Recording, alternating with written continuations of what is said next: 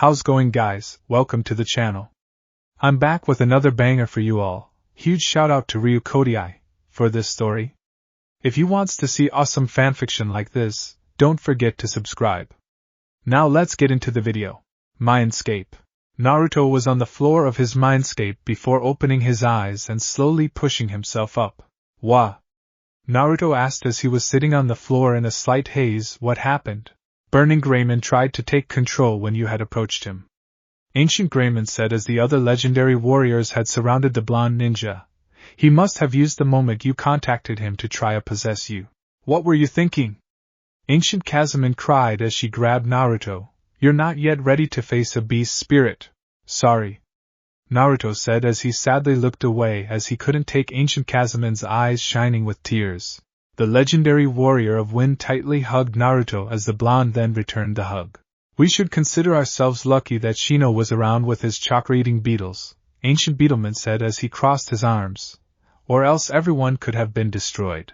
Ancient Greymon lowered his head to Naruto's level and said, Do you now understand why the beast spirits are out of your hands? I thought I could just talk to him. Naruto said as he let go of Ancient Kazumi and faced the giant dragon. Guess I badly failed, huh? True, you did not succeed with what you had planned, the legendary warrior of fire said with a tone of wisdom and understanding, but do not look at this as a complete failure. You now had a taste of the beast spirit's raw power, and now possess the knowledge and willpower to try and better yourself should you try and tap into the beast spirit's power again.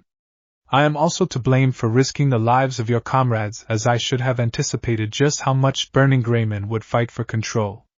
I only allowed that to happen so that you can understand just how powerful any beast spirit could be. We are still going to make sure that we know you are ready to try and converse with the beast spirit. Ancient Megatheriumon said as he looked at the blonde, We do not want a repeat of what had happened yesterday. Yesterday? Naruto asked the ram in confusion. How can that be? You burned off a lot more chakra than before. Ancient Twizetman began as the blonde looked at him now. Meaning that you were using even more chakra to just wrestle Burning Greymon for control. Then add the Kikachu beetle Shino had used on you had also drained more chakra from you, leaving you with barely a sliver of chakra left. Your Uzumaki body should allow you to recover enough chakra for when Zabuza is scheduled to attack, Ancient Garurumon said as a soothing sensation was soon over the blonde. But for now, rest as you will need whatever strength you shall gain. Naruto smiled as Ancient Kazumi hugged him lovingly while she gently rocked him back and forth as fatigue suddenly took its toll on him. Good night. Naruto sleepily said as he looked at the legendary warrior of wind with a small smile. Ma. He called me Mama. Ancient Kazumi thought with surprise as the blonde then vanished into a dream. He called me Mama. The bird woman remembered how Ancient Sphinxman told her, and the others how Naruto had called him Gigi. And she and Ancient Mermaidman were happy for the ever-stoic cat. Even though it hasn't been real long since they all had met the blonde, the legendary warriors saw Naruto as a member of their little family, and with Naruto calling her and Ancient Sphinxman Mama and Gigi, it showed just how their bond had evolved. Good night, Ancient Kazumi whispered to herself with a smile under her mask, my little child. Dream world. Sasuke watched helplessly as a young man with a cold and stoic face stood over the Uchiha's parents, with a bloodied sword. What made this man more intimidating were the two Sharingan eyes that ominously lit up his stone face. Your hatred is still as weak as ever, the man calmly said, sending a chill down Sasuke's spine.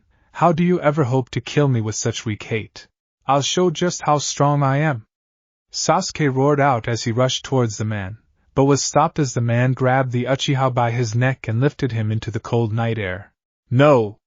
Sasuke thought in fear as he remembers what happens next in this haunting dream. Not again. Before whatever the man had planned, a small hand had pierced his chest as behind him was a small boy with golden blonde hair and 10 wings, 2 of them resting on the side of his head, and light purple tattoos wearing a white robe. You shall never haunt this boy again, the boy said with a pure voice as the man was soon atomized in a bright light. Sasuke fell to the ground before seeing the young boy hold out a hand in a kind gesture. Who are you? Sasuke asked as he let the boy help him to his feet. I don't remember seeing you around the village. I am just a kindred spirit, Sasuke Uchiha, the boy said with a small, friendly smile, but you may call me Ribenji.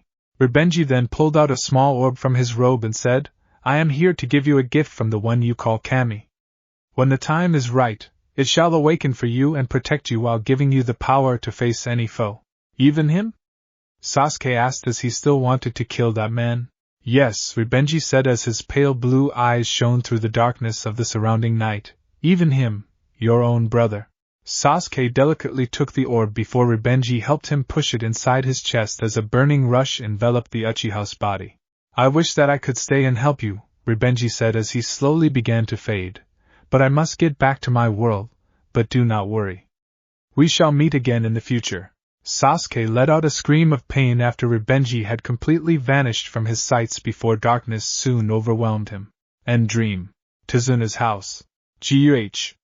Sasuke choked out as he woke up from his dream to see that he was still in the guy's room with Kakashi and Shino resting near Naruto. It had been a whole day since their encounter with the Digimon, and Naruto was out like a light after facing the possessed warrior. What bothered Sasuke about that day was that Naruto could create a legion of solid clones and still have energy left to spare, but Naruto was out for a whole day due to chakra exhaustion. Things didn't add up. Thinking on that dream, Sasuke thought about what he had witnessed, and the burning feeling in his chest was actually still there. Was it a dream? The Uchiha asked himself as he placed a hand over his chest where that orb of light was placed inside of him. It couldn't be, could it? Deciding to wait until tomorrow to figure out the answers, Sasuke had gone back to sleep as he needed to become stronger so he could kill that man, Itachi Uchiha, his own brother. Forest. Team 8 were preparing for when Zabuza would return tomorrow, and they had to be ready if the swordsman did return. However, Kiba, Hinata. Kurenai said as she got her students' attention, I'm going to have a talk with Shino, but I want the both. I mean the three of you to keep training. Kurenai said after correcting herself as she and Shino went to a different part of the forest. Wonder what's going on? Kiba asked aloud as both teacher and student vanished into the trees. I don't know. Hinata answered with a worried look, do you think it involves Naruto-kun? He still hasn't woken up yet. I know what you mean. Kiba said as he crossed his arms and thought, I've always known the knucklehead to have enough energy to run around the entire village 100 times and still have energy to spare. So when are you gonna tell him? Seeing the smirk on her teammate's face, Hinata blushed as she stuttered out, I don't know. I really couldn't. Oh come on Hinata, Kiba said as he held his arms out, now that Naruto isn't going after Sakura, you can get him to notice ya. You can even ask Kakashi to help bathe Naruto while he recovers. If you know what I mean. Hinata's face turned completely red before the young girl passed out from the many perverted thoughts running through her head as her nose began to bleed. Crap. Kiba said as he face-palmed at his teammate's reaction, I guess I shouldn't have pushed it. A small growl was heard from Akamaru as gave his human partner a deadpan look towards the statement. With Kurenai and Shino, the woman stood before the Aburain with a questioning look on her face. What is it that you wish to talk to me about, Kurenai-sensei? Shino asked stoically as he looked at his teacher. Was it about how I had threatened Sakura some time ago? No. Kurenai said as she placed her hands on her hips. This is about Agumon, and what had happened that day. As Beat Lemon had told us, Shino began calmly, he and the rest of their friends are looking for their lost clan and they believe that Naruto-san could help lead them to their clan. I knew that those Naruto clones were your own beetles under a transformation. Kurenai said as her ruby eyes shone in the light with an intimidating appeal. I've been highly trained in genjutsu, and I can see the slightest detail out of place. Also, if Agumon did leave like how your beetles have told you, there would be evidence of his footprints or a trail that would lead us to him. There were none at all. Kurenai saw Shino's shoulders rise up a bit, and knew that she had found something as she then asked, so what is all this about and why does it involve Naruto? Shino was silent for a little while until he said, I do not wish to share any of my friend's secrets. But what if this could jeopardize the mission?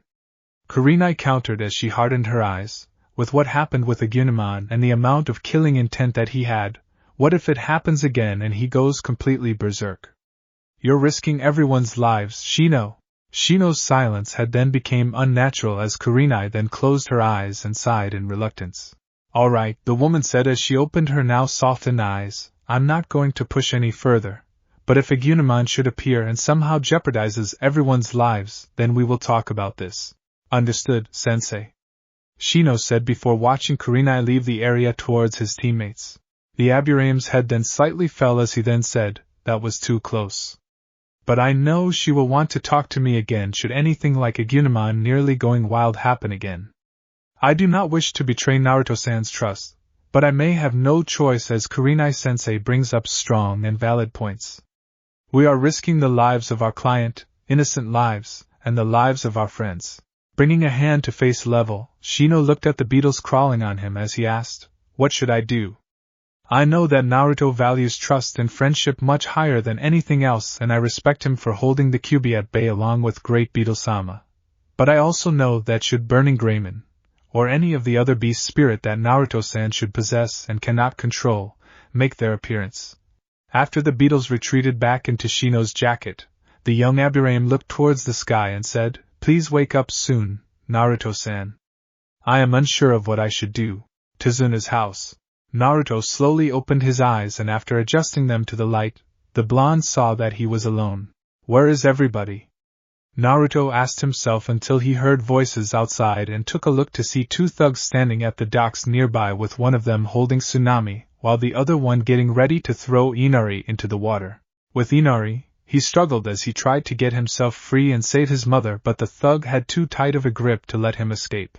Hope you know how to swim, the thug said until a kunai flew by him. Eat this, you bastards, Naruto called out as he had a few shadow clones with him.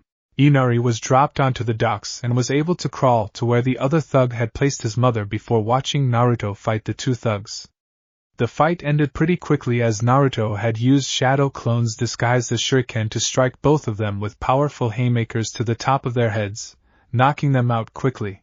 Well, that was weak, Naruto commented as his clones disarmed the thugs and tied them together before the original looked at Inari and Tsunami, who was slowly regaining consciousness. You guys okay? Yes, thanks, Tsunami weakly said as she rubbed the cobwebs out of her head. You were so awesome, Inari cheered as he hugged Naruto. Thank you so much. Naruto smiled brightly as he said, no problem. It's what I do. Inari let go of the blonde and guiltily said, I'm really sorry about what I had said to you when you first arrived here. Your sensei had told me a bit about your life and... Naruto gently placed a hand on the young boy's shoulder and said, don't worry about it.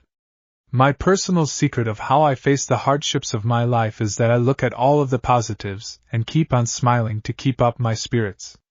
True that I can't smile all the time, but I remind myself about all of the good instead of the bad. I also look to my friends if I need any help from them, so I'm never alone. You should do the same, as I'm sure there's someone in your life that you have always looked up to. Inari smiled as he thought of the man that he had once thought of as a father, and how Kaiza had done so much for him. Inari didn't even know why he fell into that brooding attitude after Kaiza was killed after looking at the negative for so long, but he knew that it wouldn't be right for Inari to become so negative when he had to think of all the good times. Thank you, Naruto, Inari thought as he could almost see Kaiza in Naruto's smile. Thank you so much. Hey Tsunami, Naruto asked with a stern face, where's the others that were with me? They're with my father at his bridge, Tsunami answered as she pointed to where bridge would be. It's not far from here, so it shouldn't take too long for you to get there.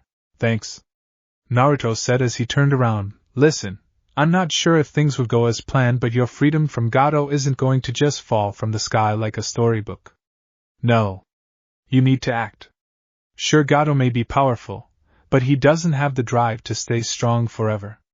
So if you want your freedom, you better make sure your drive is strong enough to face down a dragon and never back down. See ya on the flip side. And just like that, Naruto ran off towards where Tsunami had pointed while both mother and child watched him vanish into the distance. Mom, Inari said as his voice grabbed his mother's attention. Tsunami looked to find the same stern look that her son had always had, but instead of angst like the many times she had saw that look, this had something new in his eyes. Burning resolve. Let's go help Naruto. Road. Naruto ran down the road as fast as he could, since today was the day that Zabuza would attack and he needed to get there and fast. Now how should I get to the bridge? Naruto asked himself as the trees flew by him. He could take the shortest route by changing into Ranamon, and swimming directly towards the bridge and give Zabuza another surprise. The only problem that he saw would be that since Zabuza had fought Ranamon before, the assassin knew about Ranamon's powers. There also wouldn't be a lot of water on the bridge unless Zabuza would fight on water again. Would Naruto take a chance in that? Another short route would be for Naruto to change into Kazumi and fly towards the bridge, which would also allow him to surprise Zabuza. The problem with that would be if Zabuza used that hidden mist jutsu and the mist was pretty thick with hardly any visibility. I'm also sure that would be a good way to counter your sensei's Sharingan.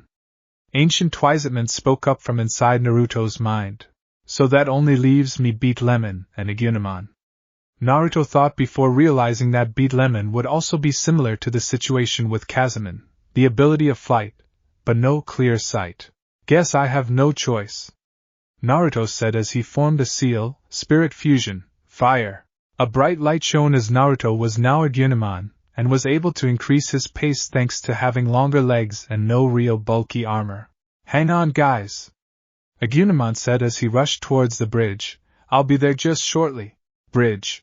Sakura and Kiba and Akamaru were protecting Tazuna while Kakashi, now fully recuperated, and Kurenai were facing Zabuza with Sasuke, Hinata, and Shino facing off against that hunter ninja as Kakashi was right about him being an accomplice.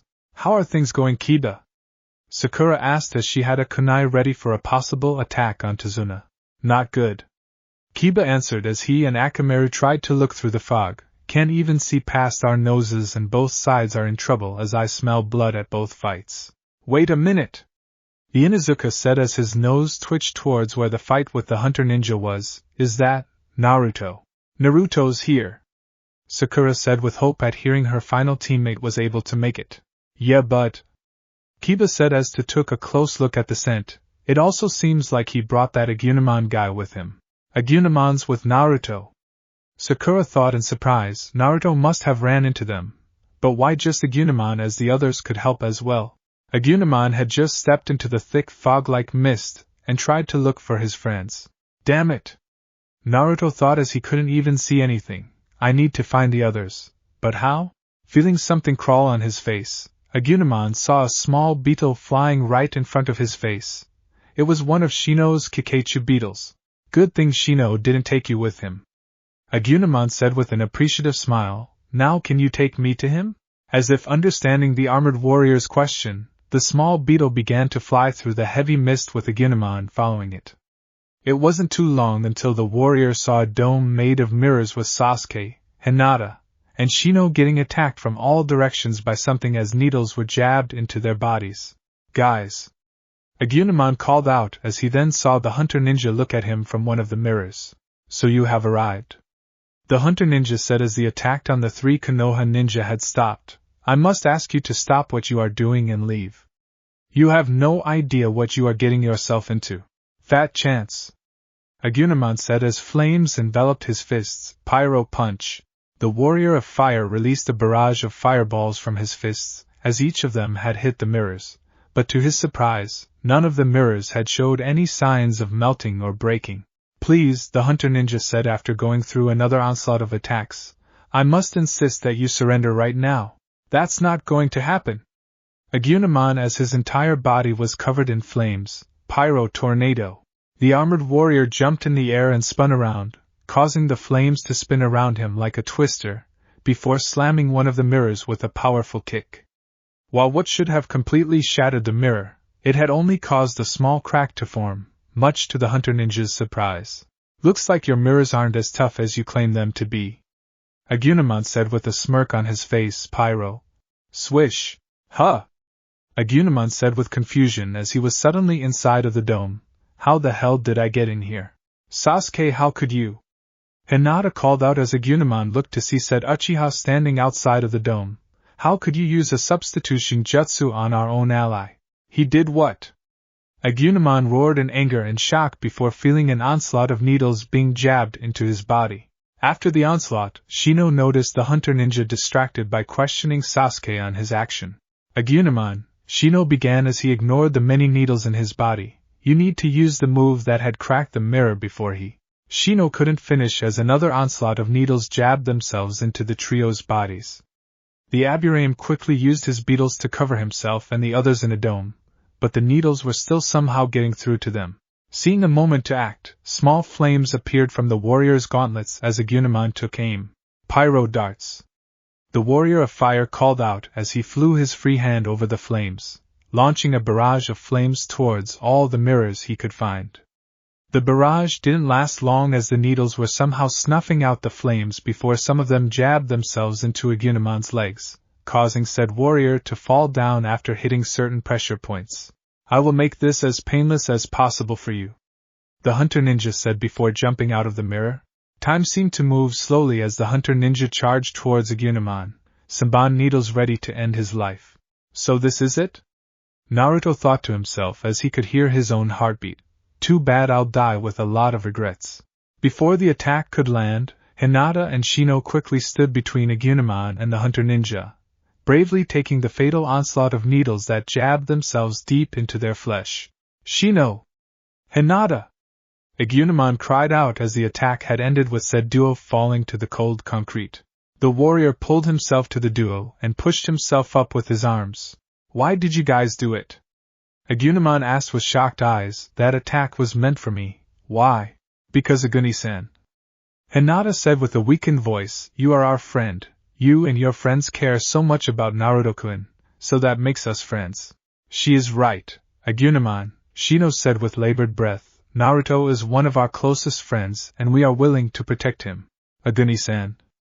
Hinata asked as she weakly placed a hand in the warrior's. Can you do something for me? What is it? Agunimon asked as he held back his tears to the best of his abilities. When you see Naruto-kun again, tell him. Hinata said as her eyes slowly began to close. Tell him that I love him. Shock overcame Naruto as he was watching through Agunimon's eyes until Shino placed his own hand in Agunimon's. I also wish to tell Naruto. Shino began as his breathing became heavy, that I am glad that I became such a close friend to him.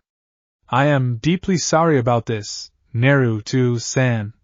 Both Hinata and Shino became limp as tears were now falling freely from Agunimon's eyes while the hunter ninja and Sasuke watched. Have you ever witnessed death?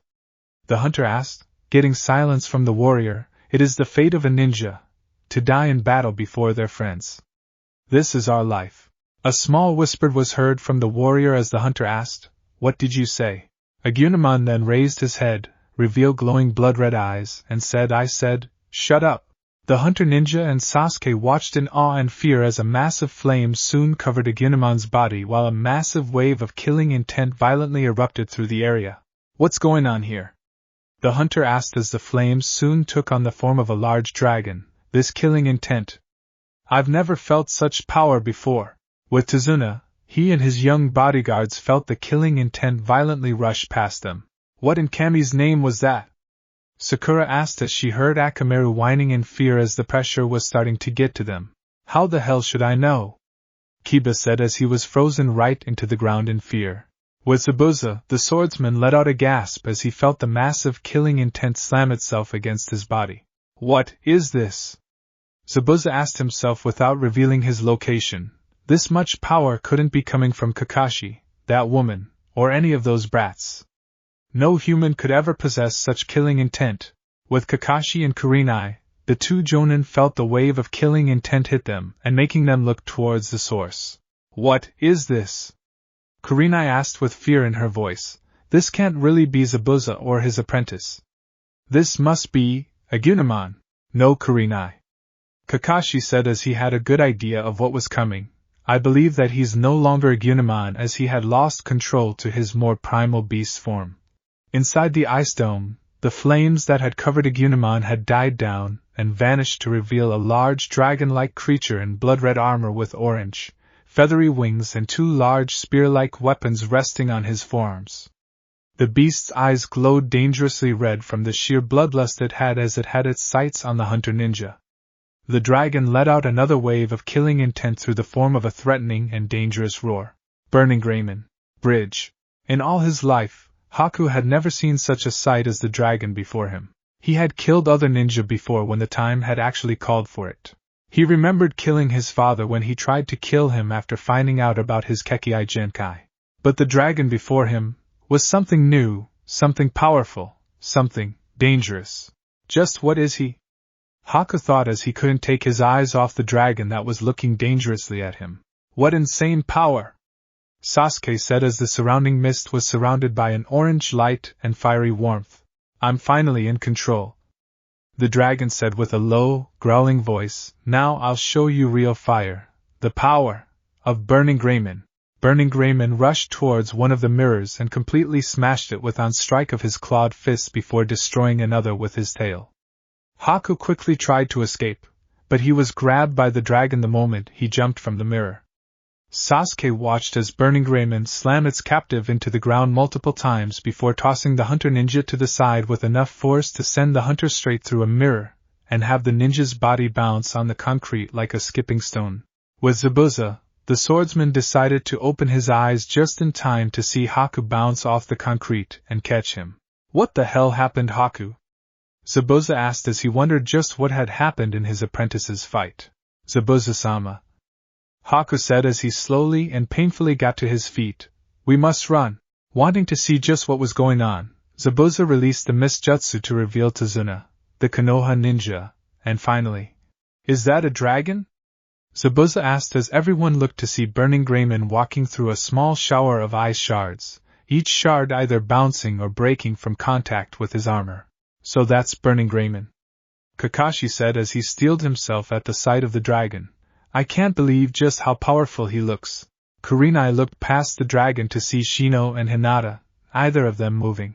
No! Kurenai thought in fear at the possibilities of what had happened that led them to their deaths. Zabuza chuckled as he would actually admit that he felt giddy at the sight of the dragon, Burning Greymon, and we wanted to fight him.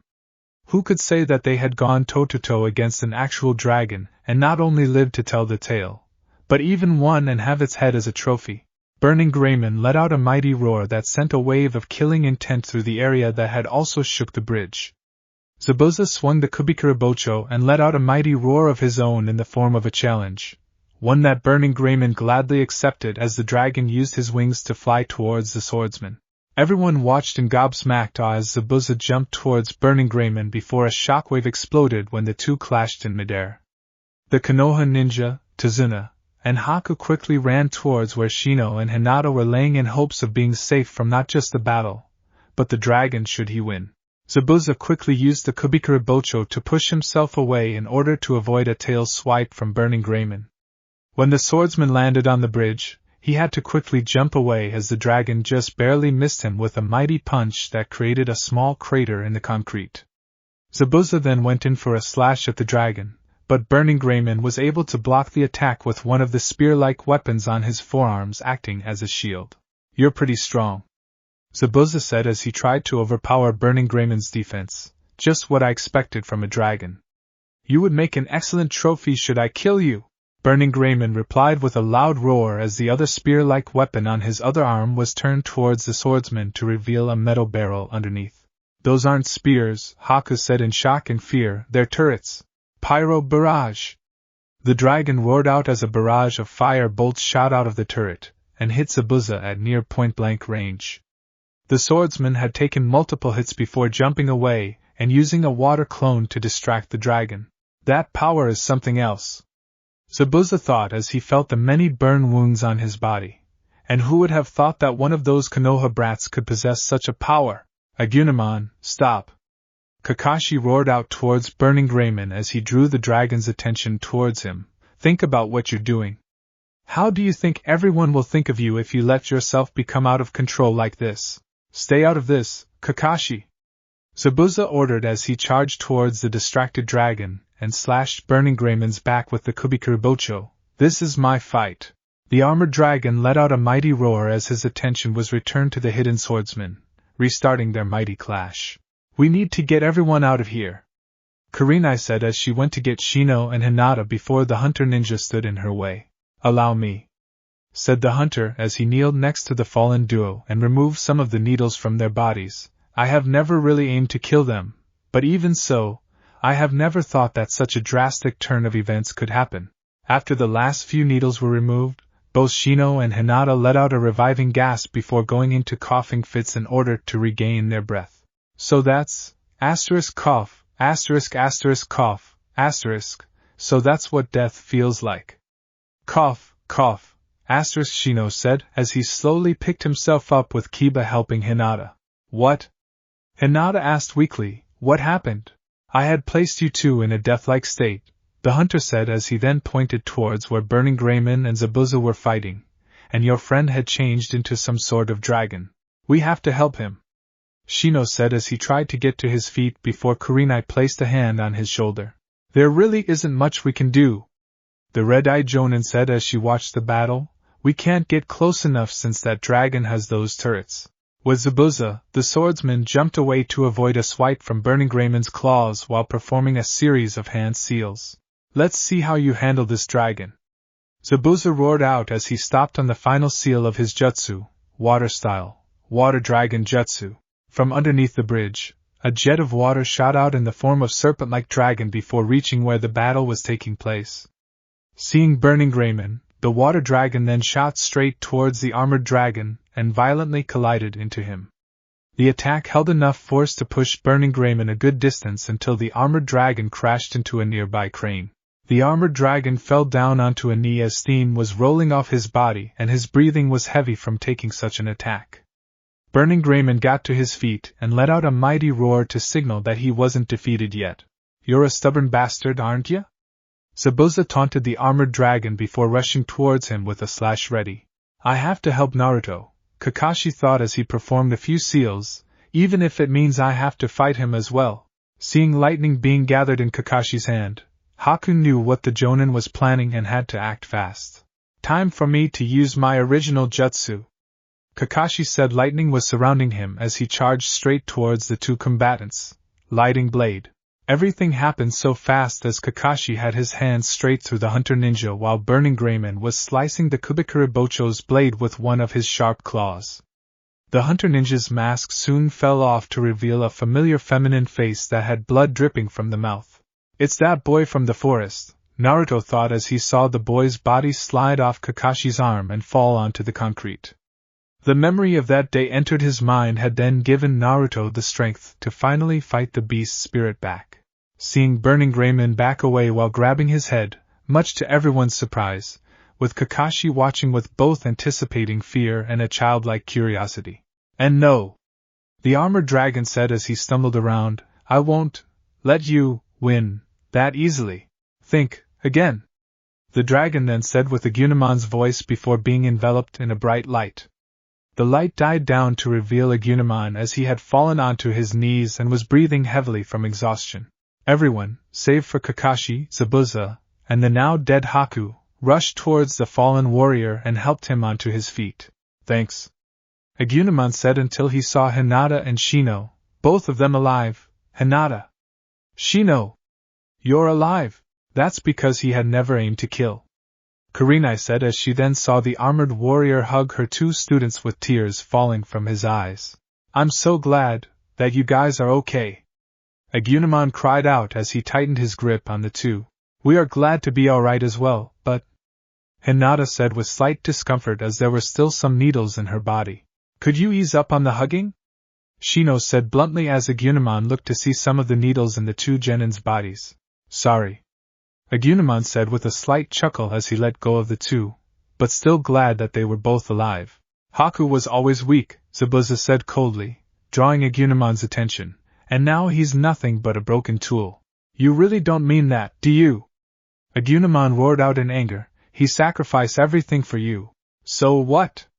Zabuza countered, furthering the armored warrior's anger and fury. He was too soft and too kind to be considered a shinobi.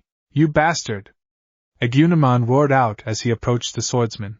Agunamon, wait, Kakashi said as he approached the armored warrior in hopes of calming him down and prevent Burning Greymon from returning. Out of my way, Agunamon said as he pushed Kakashi to the side while standing before Zabuza, eyes shining with pure fury.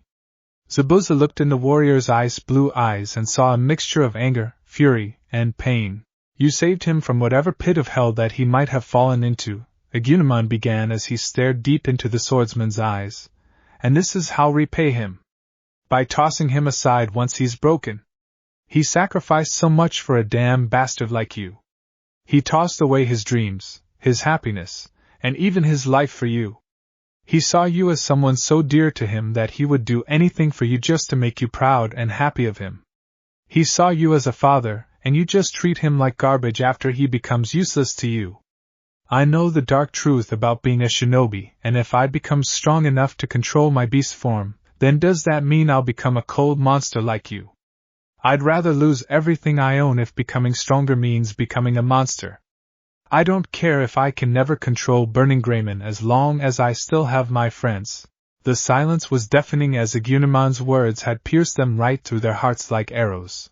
Naruto-san, Shino thought as he remembered losing his childhood friend, Torian, when he had mysteriously vanished. I too feel your pain. Naruto-kun, Hinata thought as she remembered the time the blonde had saved her from bullies and how Naruto had also suffered from being alone.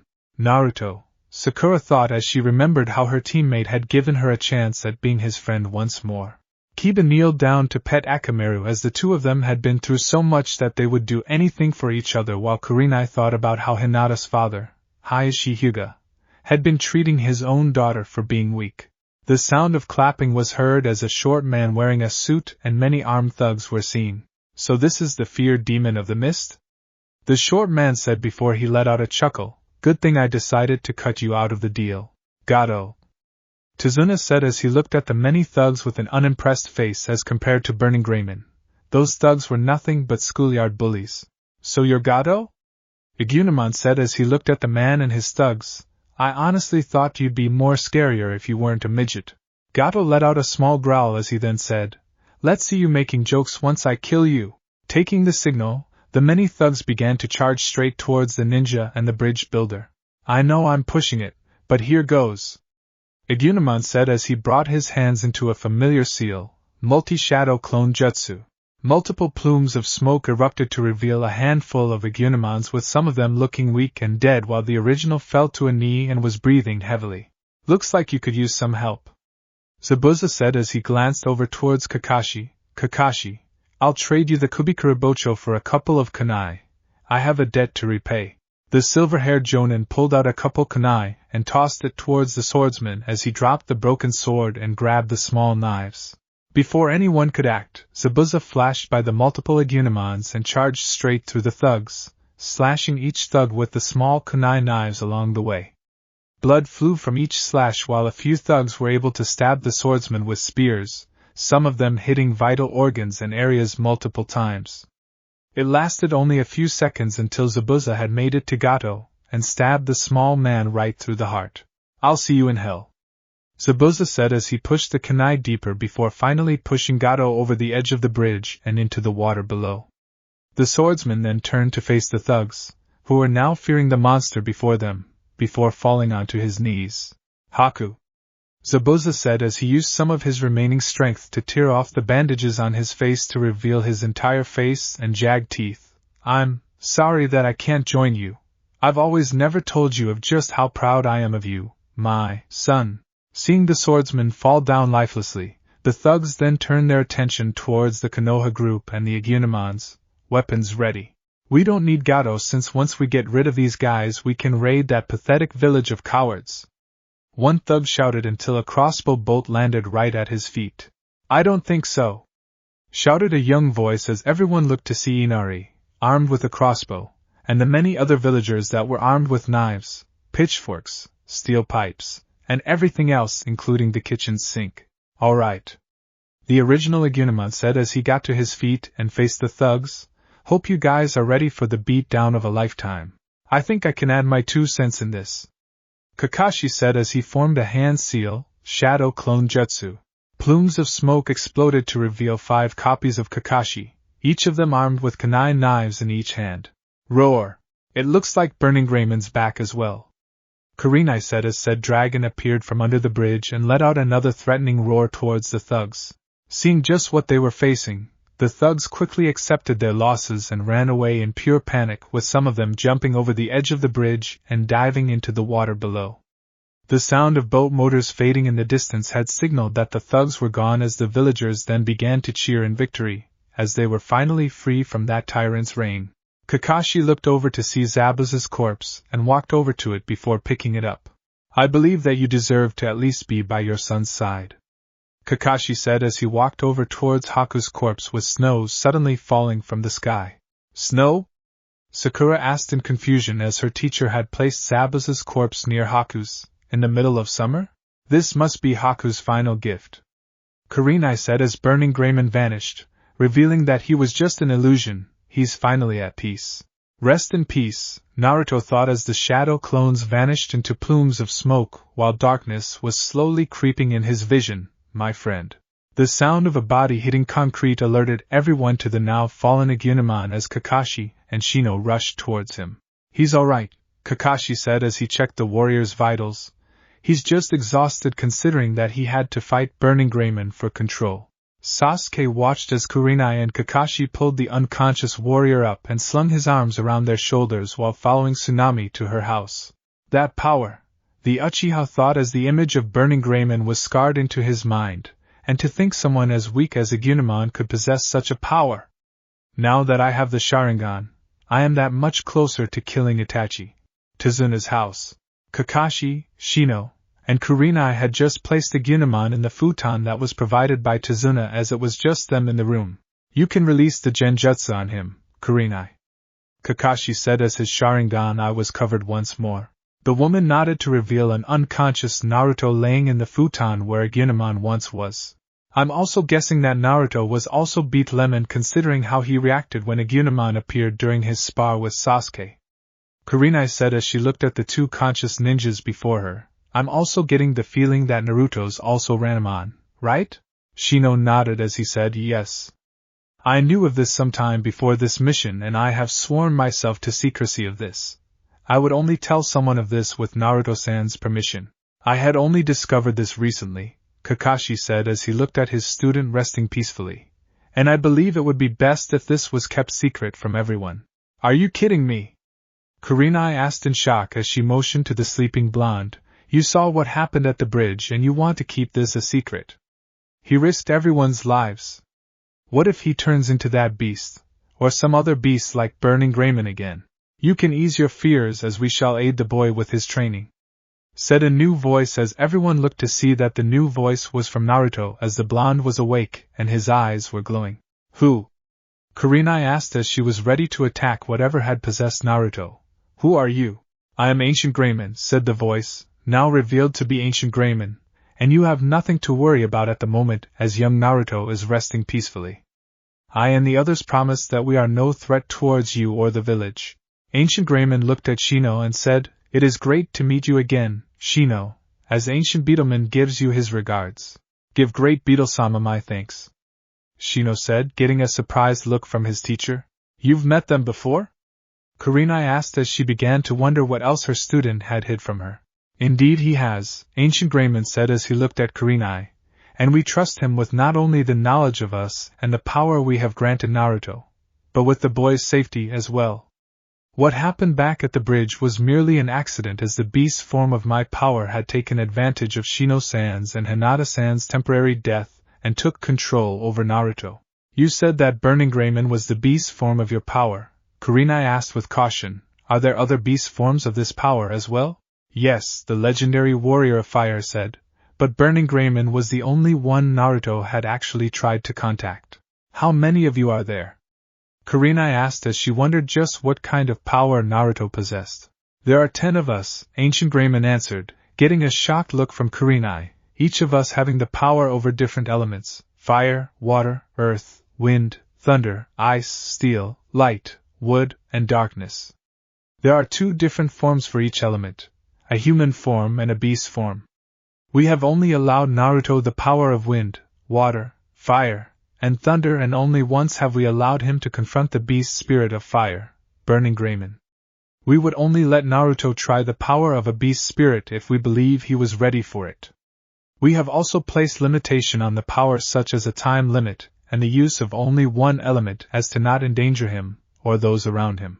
But he has lost control twice, Kurenai said as she pointed out the 2 events, so how can he properly control this kind of power if it's kept a secret from the village?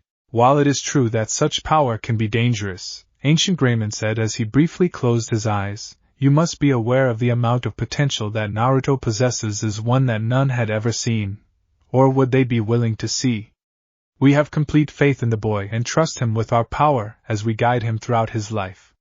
We see him as family with Naruto returning the feeling as well as he had already formed a familial attachment towards Ancient Kazumon and Ancient Sphinxman. In fact, I even see him as my own son as I can sense a great burning fire inside the boy and I can tell that Naruto Uzumaki can be someone who can change the very world itself.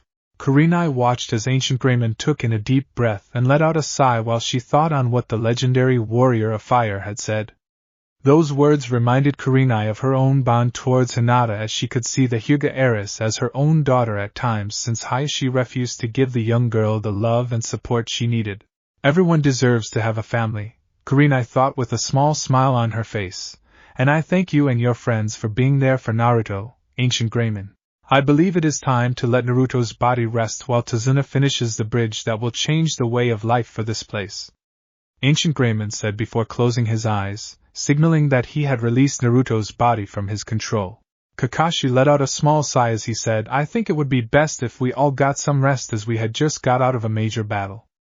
I'll watch over Naruto, while everyone else shall get some rest. I'll have Kurenai take the next shift in a couple of hours.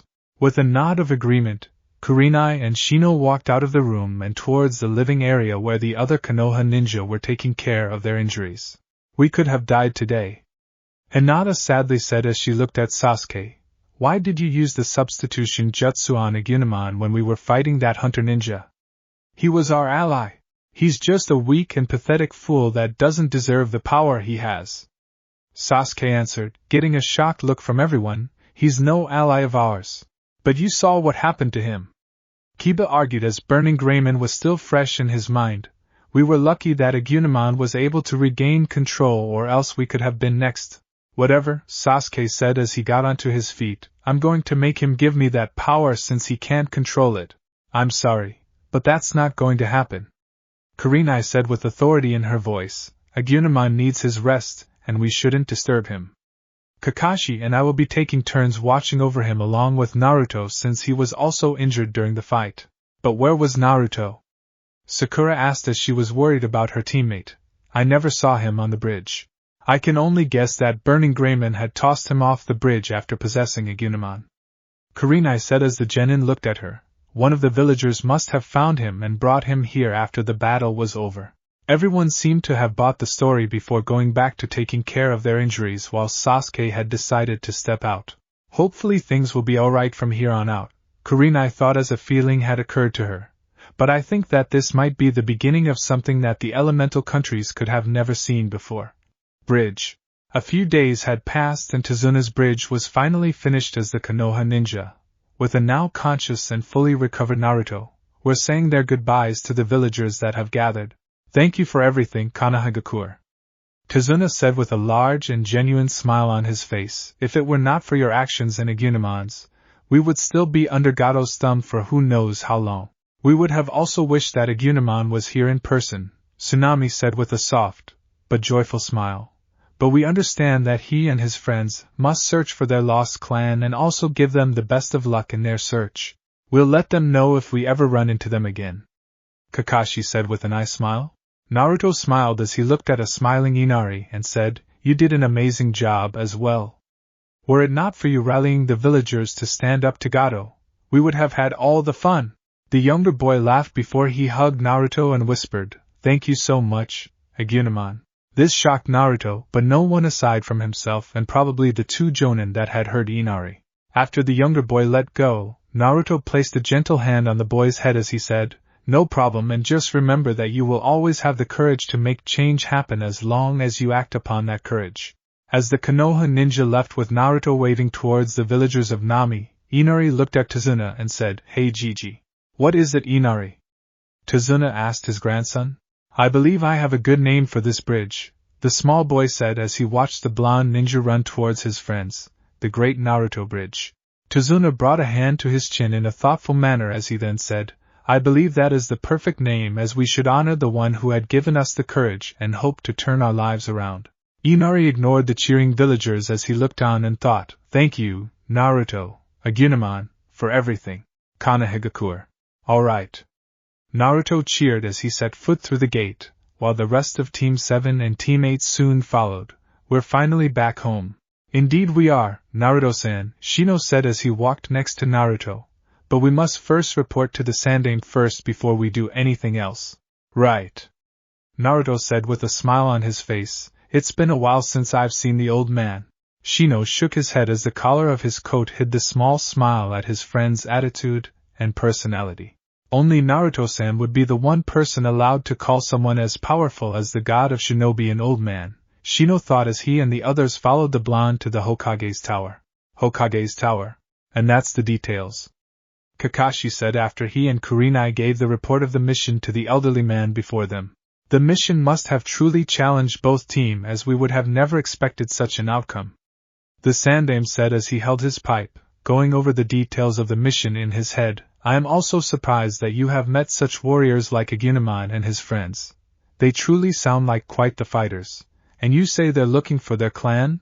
They think Naruto might be a clue to finding their clan. Kiba said as he tried to suppress the chill on his spine, although I'm not really excited to meet Burning Greymon again anytime soon. Yes, the Sandaime said as he carefully shot Naruto a look. I do hope that Agunamon will one day be able to control such a power. I'm in trouble, aren't I? Naruto asked the legendary warriors before said warriors gave him a nod. We should just have them train me to use that power. Sasuke ordered before he looked at Naruto. They seem to be following the dobe wherever he goes. If you are saying what I think you are saying, Sasuke Uchiha, the Sandaime said as he let out enough killing intent to assert his authority on the boy, then that would be considered an act of treason, and even though you are the last Uchiha in the village, such an action will not be overlooked so easily as the daimyo had decided to visit and discuss certain business with Konoha. The Uchiha remained silent, but he wasn't going to forget this, not by a long shot. Now then, the elderly man said as the killing intent faded away, I believe it would be best if both Team 7 and Team 8 are given the week off as to help recover from such a mission. It's not every day that a simple C-ranked mission becomes A-rank. I would, however, like a word with Kakashi, Kurenai, and Naruto. The rest of you are dismissed. Everyone, save for the names individuals, gave their respectful farewells before heading out the door, leaving the Sandaime and the remaining trio. The Sandaime activated a hidden seal under his desk as to activate the special soundproof barrier before he said, I am sure you three are aware of what is said in this room is to remain a secret. I have already been informed about Naruto's powers and I shall keep them a secret. Kurenai said as she remained at attention, I would also like to have Naruto be given a special tutor that will help him gain a better control of his power. While that would be best, from what I have heard from the mission statement, the Sandaime said before he let out a regretful sigh, but I'm afraid that may not be possible at the moment. Why not? Naruto asked as aside from having to add yet another person that knew the secret of the legendary warriors to the list, he wanted to know of any other reason to deny him a tutor. I'm afraid that my old teammates, Koharu and Hamura, had learned of Naruto's new power, the elderly man said as those two have been bugging him for years about Naruto, or more correctly, the Kyuubi Jinchūriki.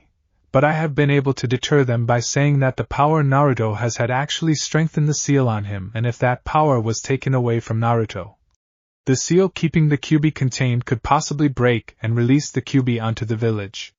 It wasn't easy, but they have agreed to have one of Konohagakure's greatest seal masters look at the new seal, once he arrives. And how long will that take? Kakashi asked as while he knew enough information about Fuinjutsu, but he wasn't skilled enough to even try and mess with the complex seal Naruto has on him. He shouldn't be too long, the Sandaime said as he slightly doubted that this person wouldn't be here in time. Koharu and Hamura were patient, but with Naruto involved. So what should we do then? Kurenai asked as she glanced at Naruto a bit. How is Kakashi supposed to train Naruto if we don't know anything about this power? The legendary warriors have trained me with how to use the power, Naruto said in hopes of easing everyone's minds. And since the first time I've contacted Burning Greymon, they're not going to let me near any of the other beast spirits until they know that I'm ready to at least talk to them without worry of them trying to possess me. While I do take your word about this Naruto, the Sandaime said as he looked at his surrogate grandson, I must side with Kurenai on this one as none of us really know anything about this power. But I will compromise that whenever you are training with your powers, Shino Aburame along with Jonin Commander, Shikaku Nara, are to accompany you. The chakra-eating beetles of the Aburame clan along with the special capture jutsus of the Nara clan should help if any new animals are spotted. Naruto had a cringed look at the idea, but nodded in agreement as it wasn't that bad since he had met the Jonin commander before along with Choza. More people he could trust with keeping his power a secret. Now what about Sasuke? Naruto then asked as he was wary of his teammate. He could cause trouble. Not much really we can do unless he acts, the Sandaime said, but I'm sure Kakashi will help keep him away for the time being. Very well, Naruto said as he wasn't satisfied, but he had to remind himself of the old saying you win some, you lose some. If that is all, the elderly man said as no one had said anything else, then you are free to go and enjoy your week off. The Sandaime watched as the trio left his office while lost in his own thought. You better get here fast, Jiraiya, the Sandaime thought as he let out a sigh, and you better be here for your godson's sake. Yamanaka Flowers. Ino was sitting at the counter when she heard the bell ring. Welcome to, oh it's you, Ino said as she saw Sakura enter the shop, here to buy Sasuke-kun another rose while he really likes violets to match his mysterious aura? No, Sakura said as she approached the counter while staying at the side so that customers could be taken care of. I just got back from a mission. Alright, what's got you down?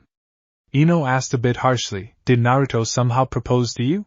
No, the rosette nearly shouted before calming down. It's just, the mission really gave me something to think about. After hearing about what Sakura had gone through, Ino wasn't sure if she should be shocked about her old friend had almost died due to false information, surprised about the rosette's encounter with Ranamon and her friends, or just dumbfounded that Sakura honestly wanted to really be friends with Naruto. Ino wouldn't admit it, but secretly did admire her fellow blonde as he was just so energetic and optimistic no matter what had happened to him. She regretted being mean to Naruto after what her father told her about Naruto's life with him being born on the same day as the Kyuubi attack, and she was just sickened at how people treated him for just being born on that day. So now that you have the week off, Ino asked as she leaned on the counter with a challenging smirk, what are you going to do? I doubt you'll be able to spend time with my Sasuke-kun because, actually I'm going to try and spend time with Naruto, Sakura said, completely shocking the blonde before her. This mission revealed so much about how I've been acting towards my teammate, and since he nearly died when Agumon had accidentally turned into Burning Greymon, what if the next time he's at death's door? Noting the hint of pure fear in her former friend's voice and eyes, Ino shrugged her shoulders and said, whatever. At least I have more time for Sasuke-kun as he'll always be better than that baka. Sakura let out a small hum, as if disagreeing with something, before she said, well, I'm going to go home for a bit, and just rest for a while. See ya. After watching the rosette leave, Ino began to ponder about this sudden change in Sakura as she decided to have just a girl's day out with Hinata.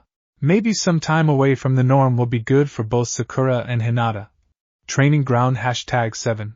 Naruto, Shino, and Shikaku were standing in the field after a few days had passed since the blonde's return from Nami. Alright, Naruto said with a small smirk, time to try out the new guy. Spirit Fusion, Ice. A bright light briefly shone before revealing a small, snow-white bear standing on its hind legs wearing green boots, straps on his chest, 2 shoulder pads with one of them being orange and seemed to hang over his right arm, and a headband with a picture of a bear on it. Seeing both Shikaku and Shino getting ready to attack, the small bear panicked and said, wait guys. This actually is the human spirit of ice, Kumamon. I'm totally 100% in control. Shino looked over Kumamon before relaxing and said, my apologies. It's just that we never expected the human form to be a small bear. Small? Kumamon said as he saw that he was shorter than before as he hung his head and said, oh man, how am I supposed to beat the bad guys if I'm no larger than a big teddy bear? You are forgetting that you have the power over ice, and you have just recently obtained this form. Shikaku said as he reminded the bear before him, maybe he's much stronger than he looks. Naruto did forget about that as he did just recently obtain not just the power of ice from ancient Megatheriumon and the power of light from ancient Garuramon as gifts for successfully completing his first real mission, even if he had lost control of his power twice and the mission was much more difficult than originally thought. Right. Kumaman said as he pumped his paw before facing the 3 posts. Let's see what this guy can do. On instinct, Kumaman pulled out a small, rectangular launcher that was hanging on his shoulders and aimed at the post on the left. Blizzard Blaster! The bear called out as he fired multiple snowballs from the launcher. The snowballs had hit the post, burying it in a pile of snow while showing evidence of damage if the dents in the wooden posts proved anything. A turret that fires nothing but snowballs? Shikaka said as the idea didn't seem logical, but this was Naruto he was dealing with. Facing the post on the right, Kumaman drew in a breath as he then said, Crystal Breeze. Shino and Shikaka watched as a gust of wind flew from Kumaman's mouth and froze the post, covering it in ice. Knocking on the ice-covered post, Shino said, frozen solid. Perfect for capturing your enemies. Now having his attention on the middle post, Kumaman ran towards it before jumping into the air and actually getting some great height in spite of his small stature. Frozen Tundra! Kumaman called out as his paw then changed its shape into a large frozen spike before being impaled into the post. The ability to actually change a part of your body into a weapon. Shikaka said as he was actually impressed this time as the small bear removed his arm from the post before reforming it back into his paw. Now that is quite powerful should you find yourself unarmed. As he flexed his fingers, Naruto couldn't help but think about Haku as he thought, I'll make sure that your memory will live on through me, Haku. I promise you that. I'm sure that he would be happy to hear that. Ancient Megatheriumon said with a smile on his face, may his soul rest in peace. Kumaman turned to face Shino and Shikaka before he said, I'm just going to walk around until the time limit's up so I can get a good feel with moving around like this. Shino looked at Shikaka as the Nara then said, alright, but just stay out of trouble as Shino will be with you. I'll go report to the Sandaime about this new form. After watching the Jonin commander leave, Shino looked to see the Cheshire-like smile on Kumaman as the Abirame then said, you better not bury me or anyone else in snow. Ah, come on. Kumaman groaned a bit. That would be hilarious. Just imagine the looks at the sight of snowballs in the middle of summer. No. Shino sternly said, you said that you are going to walk around and walk around you shall. You can prank others later as you do have the next 4 days off. Well then. Kumaman innocently said before a pair of skis formed under his boots. Hope you can catch me. Kumaman quickly slid away while making a path made of snow through the launcher and disappearing into the forest. Shino could have sworn he felt his eye twitch as he said, Naruto, I think you would even drive the devil into drinking just to get rid of whatever headache you may bring him. Forest. Kumaman laughed as he continued to ski along the path while making small little ramps for him to jump from and pull off a few flips and twists. This guy's fun. Kumaman cheered gleefully before jumping off another ramp he had made, before realizing that he had just jumped off a cliff. The small bear paled in fright as he began to plummet towards the ground and said, Oh Krayawawa. On the ground below, Ino, Sakura, and Hinata were by a swimming hole with a blanket spread out on the grass near a small basket. Thanks for setting this up, Ino, Sakura said as she pulled out a bottle of water from the basket. It's the least I can do since both of your teams faced off some strong opponents. Ino said as a slight shiver ran down her spine. Who can say that they survived a rampaging dragon? That burning Greymon sound like something out of Legends. Do you hear something? Hinata asked as the other girls kept quiet before hearing something through the wind. Yay! Splat! All the girls jumped back in fear as they soon saw a confusing sight. A pile of snow laying on the ground. Before any of them could act, the snow then moved on its own and formed itself in a small white bear wearing green snow boots and a headband with a bear on it. Man, that was quite a fall. The bear said as it dusted itself casually. That had to have been at least a couple 100 feet. The bear then looked to see Ino, Hinata, and Sakura looking at him with confused looks on their faces. Seeing the picnic nearby, the small bear chuckled nervously while scratching the back of its head. Sorry about crashing your picnic, the bear said before holding out a hand with a friendly smile on its face. I'm Kumaman, by the way. It was deathly silent as an awkward gust of wind rolled by until. Squeal, he's so cute. Ino squealed out giddily as she suddenly hugged Kumaman and spun him around joyfully. He's so cuddly too. Hinata and Sakura watched in stunned shock as the blonde girl rubbed her face up against Kumamon's with said bear, wondering just what had happened. He's so cold and squishy. Ino then said as she set Kumamon down and lightly squished the bear's cheeks as if she was handling a small puppy. You girls have to check him out. Snapping out of their stupor, Sakura and Hinata carefully approached their friend as the blonde then nudged Kumamon towards them. The two then carefully placed a hand behind the bear's ears and noted that even though Kumamon's fur was cold, it was also very soft, like a fluffy pillow. Holy crap! Naruto thought as he felt a nice chill down his spine. This guy's a chick magnet. Feeling more relaxed, Hinata smiled as she said, he is kind of cute as he reminds me of Akamaru. Ino then quickly wrapped Kumamon into another hug as she then said, this little guy's just so adorable. I just want to take him home and cuddle him forever.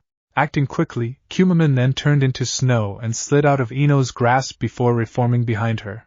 As much as I like the idea, Kumamon said as he slowly began to back away from the trio. I think I can hear Agumon calling for me, yeah, so I really should be going and… Did you just say Agumon? Sakura asked. How is he doing since that day? He's alright, Kumamon answered. Agunamon's been training in hopes of being able to control Burning Greymon. So can you change into something like Burning Greymon too, Kuma-chan? Hinata carefully asked as an image of the bear before her turning into a fearsome dragon. You mean our beast spirit forms? Kumamon said before giving the Hyuga a slight nod. Yeah? I haven't met mine yet, but I'm going to wait until I'm ready. I'm sure you'll even be more adorable than you are now. Ino squealed with a smile on her face. Well, Kumamon as he turned to walk away and pulled out his launcher and formed a path of snow. See ya. The three girls watched as the small bear dashed away on his skis while the snow behind him began to melt. Ino said with a pout on her face. I was hoping he could stay and enjoy a nice picnic with us. I'm pretty sure that Kuma-chan has some training to do along with the others. Hinata said as her mind drifted towards Agumon. The powers that he and the others must be quite difficult to use. Probably. Ino said as she let out a pouty sigh. But Kumamon's just too cute to be as dangerous as Burning Greymon. The girls headed back towards their picnic, although Sakura couldn't help but wonder about something. Could Kumamon be connected to that hunter ninja? Training ground #7. The next day found Naruto, Shino, and Shikaku at the same training grounds as the blonde was going to try out a new form of his power. Ready? Naruto asked as he received a nod from the duo. Here goes. Spirit Fusion, Light. A bright light enveloped Naruto briefly before revealing a figure wearing white and blue armor with a cannon-like weapon on his left arm, clawed boots, a wolf-shaped helmet, and a long light blue scarf with violet stripe-like marks. Not bad, Shikaku said as he saw that the figure was as tall as Kakashi. At least this guy looks more human. Before anyone could act, a kunai knife zipped by and stabbed itself into the ground nearby. The trio looked at the knife as new figure appeared wearing a green jumpsuit, a dark green vest, orange leg warmers, and had his black hair in a bowl shape. Dynamic entry! The figure roared out as he had a flying kick aimed at the armored warrior. In the blink of an eye, the armored warrior pulled out two small devices that quickly formed beams of light and blocked the attacker's kick by crossing the beams together. The armored figure held his ground before pushing the man away with his weapons before going into a fighting stance. Not bad. The man said as he landed into his own fighting stance with a confident smirk.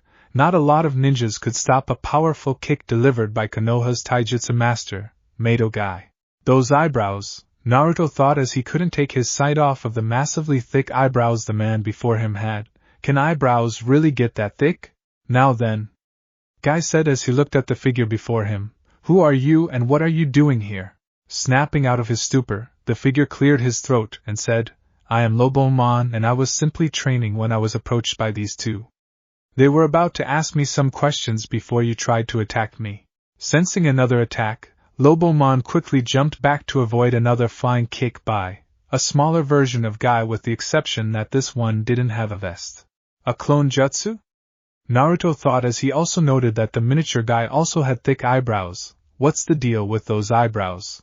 A large windmill shuriken then flew from the nearby bushes and was flying towards the armored warrior. Light formed from the cannon on Loboman's arm before the warrior aimed it at the shuriken and said, "Howling laser!" A beam of light shot out from the cannon and hit the shuriken, deflecting the attack as the weapon flopped into the air before landing on the ground. At that moment, a young girl with her brown hair in two buns wearing a pink shirt and blue pants jumped from the bushes with a weighted chain swinging around her. "Eat this!" the girl called out as she tossed the chain towards Lobomon in hopes of capturing him. Using one of the beams from the devices, Lobomon quickly swung the beam around when the chain got near him and said, "Lobo Kendo." The chain was sliced into small pieces that either bounced off the warrior's armor or flew harmlessly by him. "Whoa!" the girl said with surprise as she looked at the two weapons Lobomon had. "What kind of weapons are those?" "These are my Lickschwert swords," Lobomon answered as the beams vanished before the warrior placed the devices behind his hips. "Now if you could just let me." A series of swift strikes had caused Loboman's legs to give out as a young boy with pale eyes wearing a white jacket and blue shorts was now standing over him. "Your capture was fated to be by my hands," the young boy said with a calculative tone in his voice. "Any last words before we hand you over to the NBU?" "Let him go," said an elderly voice as everyone looked to see the Sandaime approaching them. He had explained to himself that he was training when Shino and Shikaku had approached him, and he was about to answer their questions. He was willing to cooperate with them, but due to the use of force against him, when he had agreed, he may withhold any information due to the chance of being attacked again. "Sandaime-sama," Guy said before he looked at the pale-eyed boy. "Niji, help Lobomon up so that he can explain himself. Ten, give him some medical treatment, while Lee gets him some water." The three teens nodded as the pale-eyed boy helped the armored warrior into a seated position, while the girl brought out a first aid kit. "I'm all right," Lobomon said as he felt the injuries on his legs healing themselves, "but thank you." "So, Lobomon was it?" the Sandaime asked the armored warrior as the miniature guy handed said warrior a bottle of water. "What brings you to Konohagakure?" "Better help Gigi," Naruto thought to himself as he gave the elderly man a sharp look. "That depends if I'm going to be attacked again," Lobomon answered as the Sandaime looked at the three teens around the warrior that told them to back off. Seeing the trio stepping away from him, Lobomon said, "I am part of a group that is searching for our clan. We believe that someone of that clan is here in Konoha." "And who would that be?" asked the girl with the first aid kit. "I'd rather not reveal their identity, as they might be placed in danger," Lobomon answered cautiously. "So why were you training?" the Sandaime then asked the armored warrior. "Is it for the upcoming Chunin exams?" "No," Lobomon answered as he was beginning to wonder about the Chunin exams that the elderly man had mentioned. "I am training so that I can get a better understanding of my power and protect my clan." "Very well then," the Sandaime said as he looked at Shikaku and Shino. "I'll have these two take you to your friends." "Thank you," Lobomon said as Shikaku and Shino helped him onto his weakened legs. "You're letting him go just like that?" the young girl asked as the trio vanished into the wooded area. "Of course, Ten, the elderly man answered as he turned to walk away. "I can imagine that the young man had quite the long day of training and then being attacked, and I'd rather not lose a potential clan that could be hiding under our very noses." After the Sandaime had left, Guy looked at the teens and said, "All right. Since we may have put Konoha in a bad light with Lobomon and his allies, I say we rectify this through hard training." "Yosh!" said the young lookalike with energy in his voice. "Let us use this training to show Lobo-san just how youthful we can be." The other two looked at the two before them and thought, "How did I get on a team like this again?" Uchiha Clan Compound. Sasuke was breathing heavily as he was standing before the wooden dummies in his yard after a vigorous training session. "I need to get stronger," the young Uchiha said with a scowl. "I clearly deserve that power Agumon possesses as I am an Uchiha elite." "So you are," said a mysterious, yet familiar voice, causing Sasuke to quickly turn around with a kunai knife in his hand. "Who's there?" Sasuke ordered until he saw no one around before going back to his training. What the Uchiha didn't see was a small opening in a nearby tree that revealed a smirking face as it was watching him train. "Soon, my champion," said the shadow with a slight chuckle, "you shall follow your destiny and awaken my power." Training ground #7. Night had fallen as Naruto breathed heavily after a session of training by himself, as even though his team, and teammates still had a couple days left of their break. He couldn't afford to slack off if he was to become the next Hokage. Alright, Naruto said as he was catching his breath, I think I'm, getting that wind jutsu down. Good job, Naruto. Ancient Kazuma said as the blonde was indeed making some good progress with the jutsu. Just keep up that attitude, and you may even have a chance to control one of the beast spirits. Maybe, Naruto thought as the idea put a fire in his heart until something came across his mind. Hey, Kinzokuji-san. Yes, Naruto? The legendary warrior of steel asked in return.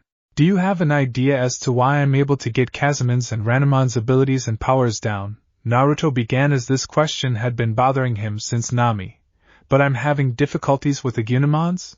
Ancient Twizetman hummed and thought before he said, perhaps the difficulty lies within your elemental properties. You mean my affinity? Naruto asked as he then sat cross-legged in thought. Yes. Ancient Twizetman answered, my theory is actually based on what Burning Greymon had said when you tried to contact him. With one of you natural affinities being wind and Agunemon's and Burning Greymon's being fire, you would have difficulty as even the smallest of breezes and create the wildest of fires from a single spark. However, since you also have a slight affinity for water, you were able to have partial control since water extinguishes fire. So whenever I'm using the power of fire, Naruto thought as he tried to sum up what was said, my affinity is fanning the flames and putting out a fire at the same time? Doesn't sound like a firefight that could easily be won. It doesn't, the legendary warrior of steel said with a slight cringe in his voice.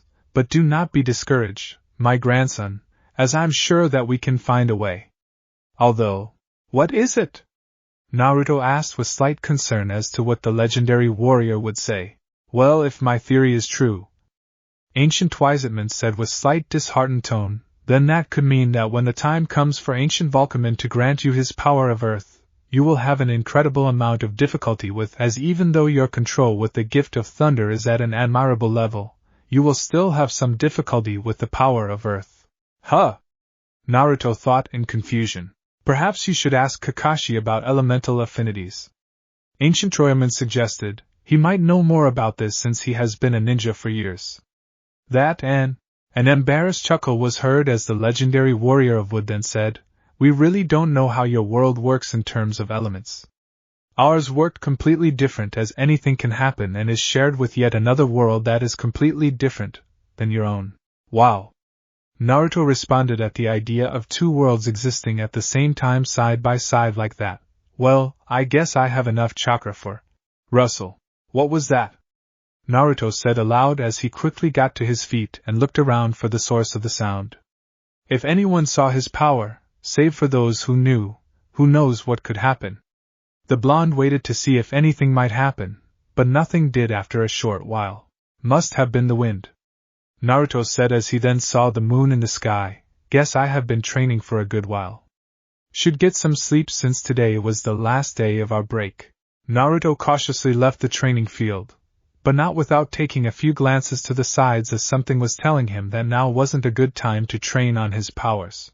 The next morning had found Naruto and his teammates waiting for Kakashi to arrive for their training. Yo!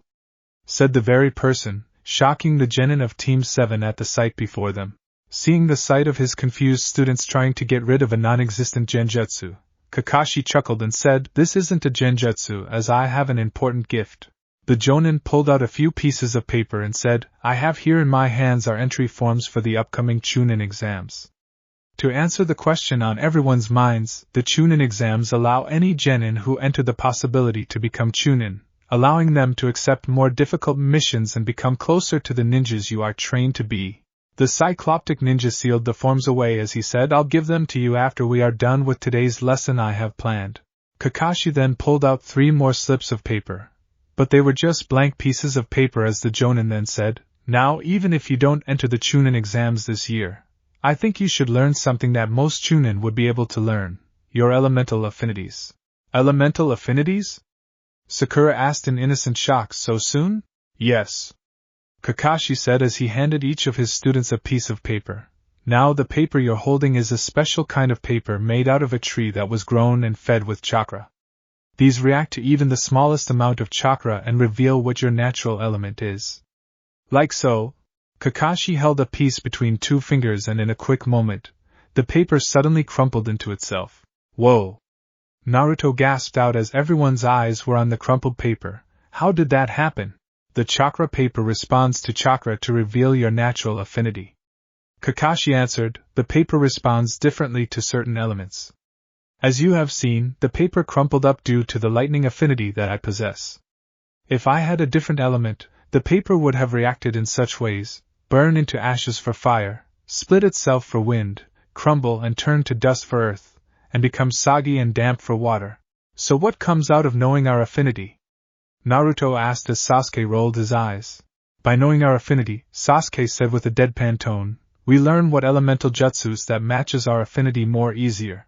Sasuke added chakra to his piece of paper, causing it to burn into ash, much to Naruto and Sakura to be a bit shocked at how easy it looked.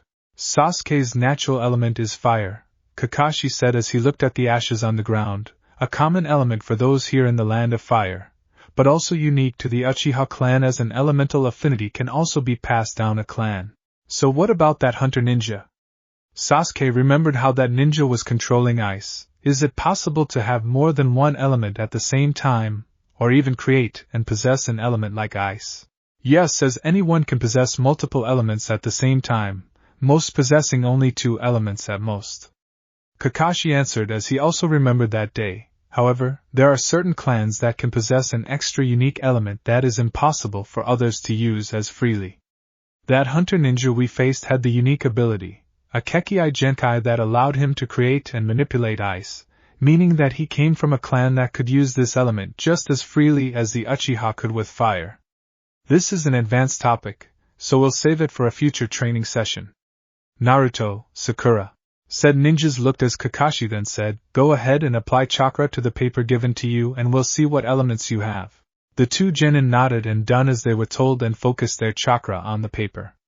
The results were immediate as Sakura's crumbled into dust while Naruto's was split in half with both sides becoming soggy. Well, this is interesting, the Jonin said with slight curiosity in his voice. Sakura possesses an earth affinity, while Naruto has both wind and water affinities. Sasuke tightened his fist at how the blonde idiot had two elemental affinities with one of them being water.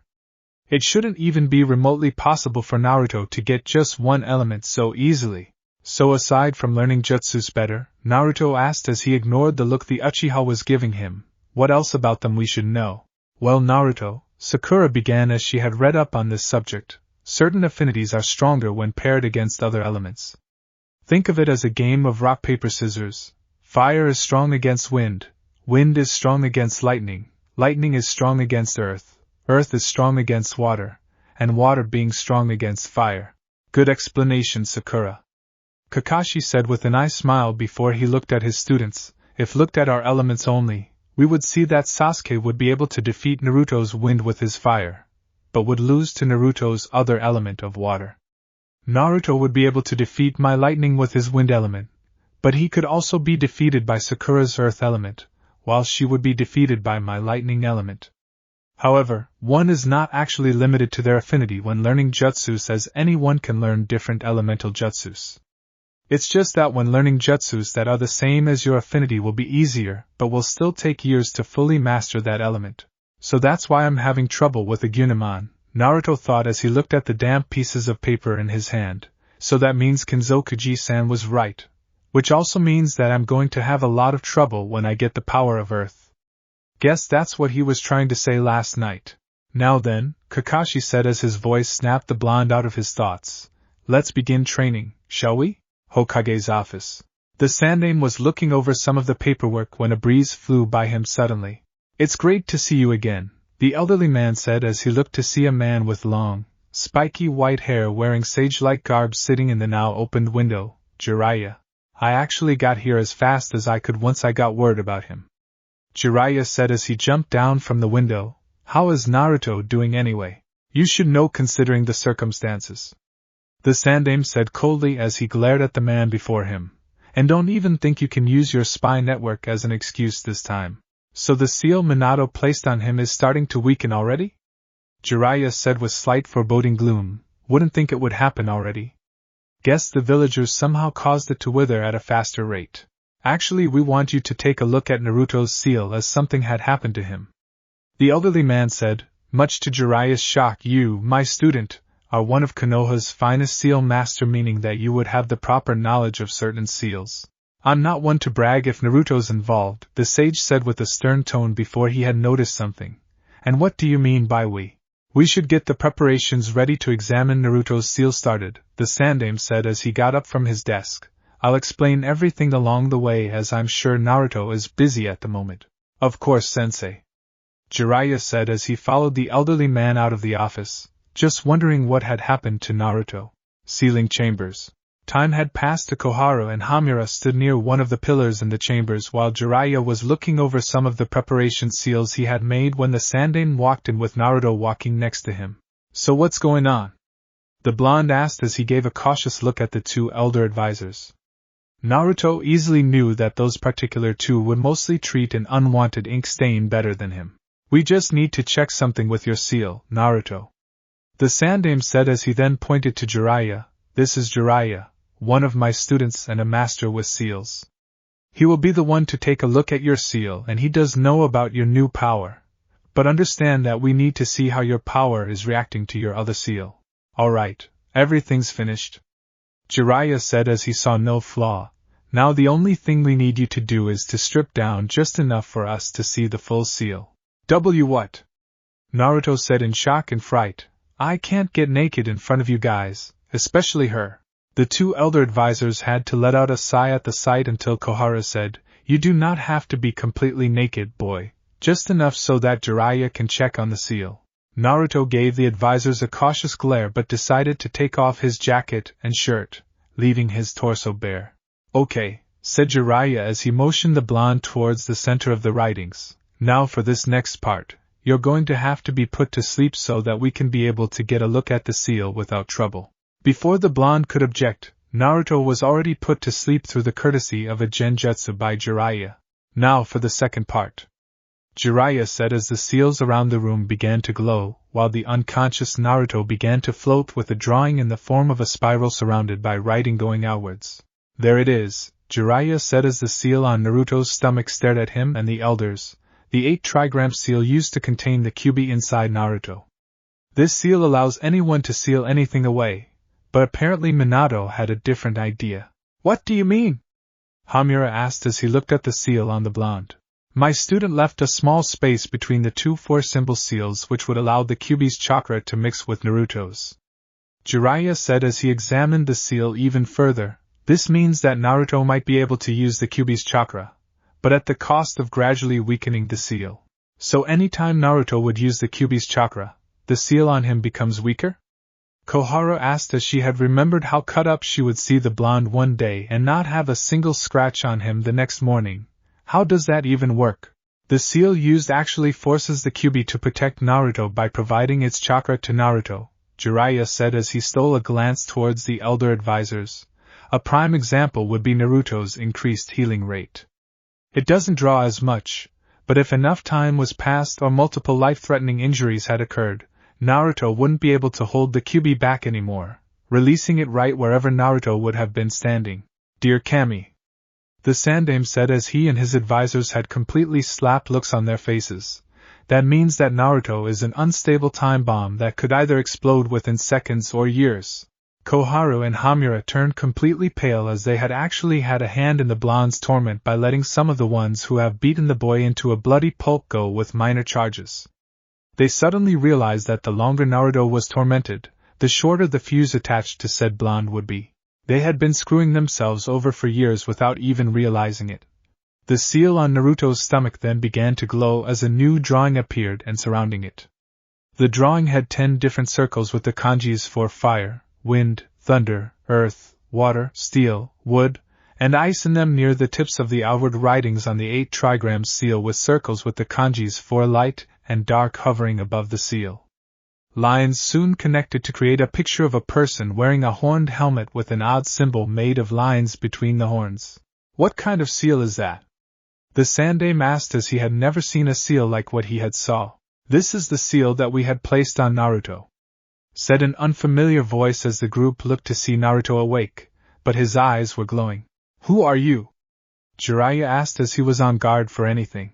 You have nothing to fear as I am not the Kyuubi and Naruto is safe in a dream. I am Ancient Greymon. The possessed Naruto said as he then looked at the Sandaime. We finally meet face to face, in a way. So you are one of the legendary warriors? Hamura asked as he looked at the possessed blonde. So what are you exactly? My friends and I are powerful warriors from another world filled with creatures called digital monsters, or Digimon. Ancient Greymon said as he got a certain look from the advisors. We, however, are known as the legendary warriors as we have once faced off against a powerful being by the name of Lusmon. We then passed down this power throughout many a generation until we decided to aid young Naruto here. We saw something that none had ever believed he could ever possess. Boundless potential. Anyone can have potential, Jiraiya said as he studied the picture made by the overlapping seal. It's just how that potential is molded determines the kind of path that person follows. Indeed, Ancient Greymon said as he noticed Jiraiya looking at the seal, but actions always speak louder than mere words at times. So what exactly does this seal do? The Sandaime asked cautiously. The seal you see before you helps suppress the Kyuubi's power to where only Naruto's death, or the boy himself can release the Kyuubi onto the world. Ancient Greymon explained to the group, it also protects Naruto's mind from being manipulated by outside forces to not only protect the boy, but those who enter his mind as well. Care to explain that because we have a clan that specializes in mind manipulation jutsus? Hamura said as he was unsure of the dangers entering a person's mind. The power we have granted him takes on two separate forms of the element they wield, a human form and a beast form. Ancient Greymon continued with his lecture. While the human forms are stronger and easier for Naruto to control, the beast forms of the elements are difficult as they are raw and primal power. They are driven on pure destructive instinct until Naruto can rein them in under his control, but we would only wait until we believe he is ready to control a beast spirit. An unfamiliar presence inside Naruto's mind could give any of the beast forms Naruto doesn't have control over an opportunity to control the boy. Has he tried to use one of those beast spirits? Koharu asked as she was concerned for the safety of the village considering just how powerful the beast spirits are. Only twice as the first time was to only give him a small taste of their power. Ancient Greymon admitted honestly, the second time however was when Naruto was under heavy emotional stress. So just how dangerous can one of these beast spirits be? The Sandaime asked as even though he had gotten a good idea from the mission reports from both Team 7 and Team 8, what better source than those that truly know about a beast spirit? The beast spirits have about half of a Biju's power, the legendary warrior answered, getting shocked looks from the group, but they are difficult to control as their power is more on a primal level. We are waiting until we believe Naruto is ready before even letting him try and converse with any of the beast spirits of the elements we have granted him. Ancient Greymon then looked at Hamura and Koharu as he said, we have also viewed the world from inside the seal and we are not giving the Uchiha child our power as we fear the darkness that resides in his heart. We have also placed a failsafe on our seal that we have not told Naruto about. And that would be... Jiraiya said as he needed to know about this seal's failsafe.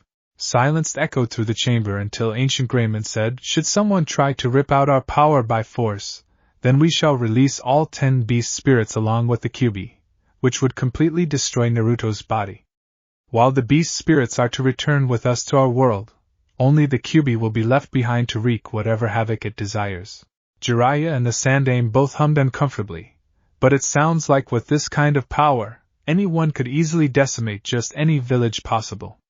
The elder advisors hid their cringes as due to the village favoring the last Uchiha in their village, Sasuke has become a bit driven. The both of them agreed that doing anything harmful against Naruto would be relative to creating a suicide pact that no one would be aware of. What elements have you allowed the boy? Koharu asked, wondering just how strong Naruto could be. We have given Naruto access to the powers of wind, water, thunder, fire, ice, and light. Ancient Greymon answered with a stoic face, but of course, he only has access to the human forms of those elements, as he is not yet ready for the beast forms. I believe that we have everything that we needed, Ancient Grey-sama. The Sandaime said as he looked at the possessed Naruto. We thank you for trusting us with this information. You are welcome, but know this. Ancient Greymon said as he narrowed his eyes toward the group. It is not trust that allowed me to reveal this information. Honestly, with how Naruto's life was, I personally want to possess the young boy and burn the majority of Konoha with a literal baptism of fire for their mindless treatment towards a living person who only acts as a container. Then why reveal this to us if it wasn't trust behind your words? Hamura asked, slightly wanting to avoid such a horrific fate. My reason is because I care for the boy. Ancient Greymon said with a small, happy smile. In the time we have known each other, Naruto has already begun to see us as family, with a few of us being addressed as such. I regret keeping information about the failsafe from Naruto, as I see him as a son of my own, but I fear of how he would react once he learns of it at this time. The smile soon vanished as the legendary warrior then said, I believe that I must return control back to Naruto, as I am aware that you have the information needed, but remember this. While Naruto is the container of the demonic fox that once nearly destroyed your home, actions taken towards Naruto can affect him greatly with his future decisions of what to do with his responsibility as a Jinchūriki. And just like that, Naruto's head slumped over as soft snores could soon be heard from the unconscious blonde. So what do you think about this, sensei? Jiraiya asked as the glow of the seals slowly began to vanish while the sleeping blonde gently floated onto the floor, not even showing the faintest sign of his slumber being disturbed. I already had Naruto agree that whenever he decides to try something with his power, Shikaka Nara and Shino Aburame, or any other member of the Aburame clan, are to aid him should his powers become out of his control.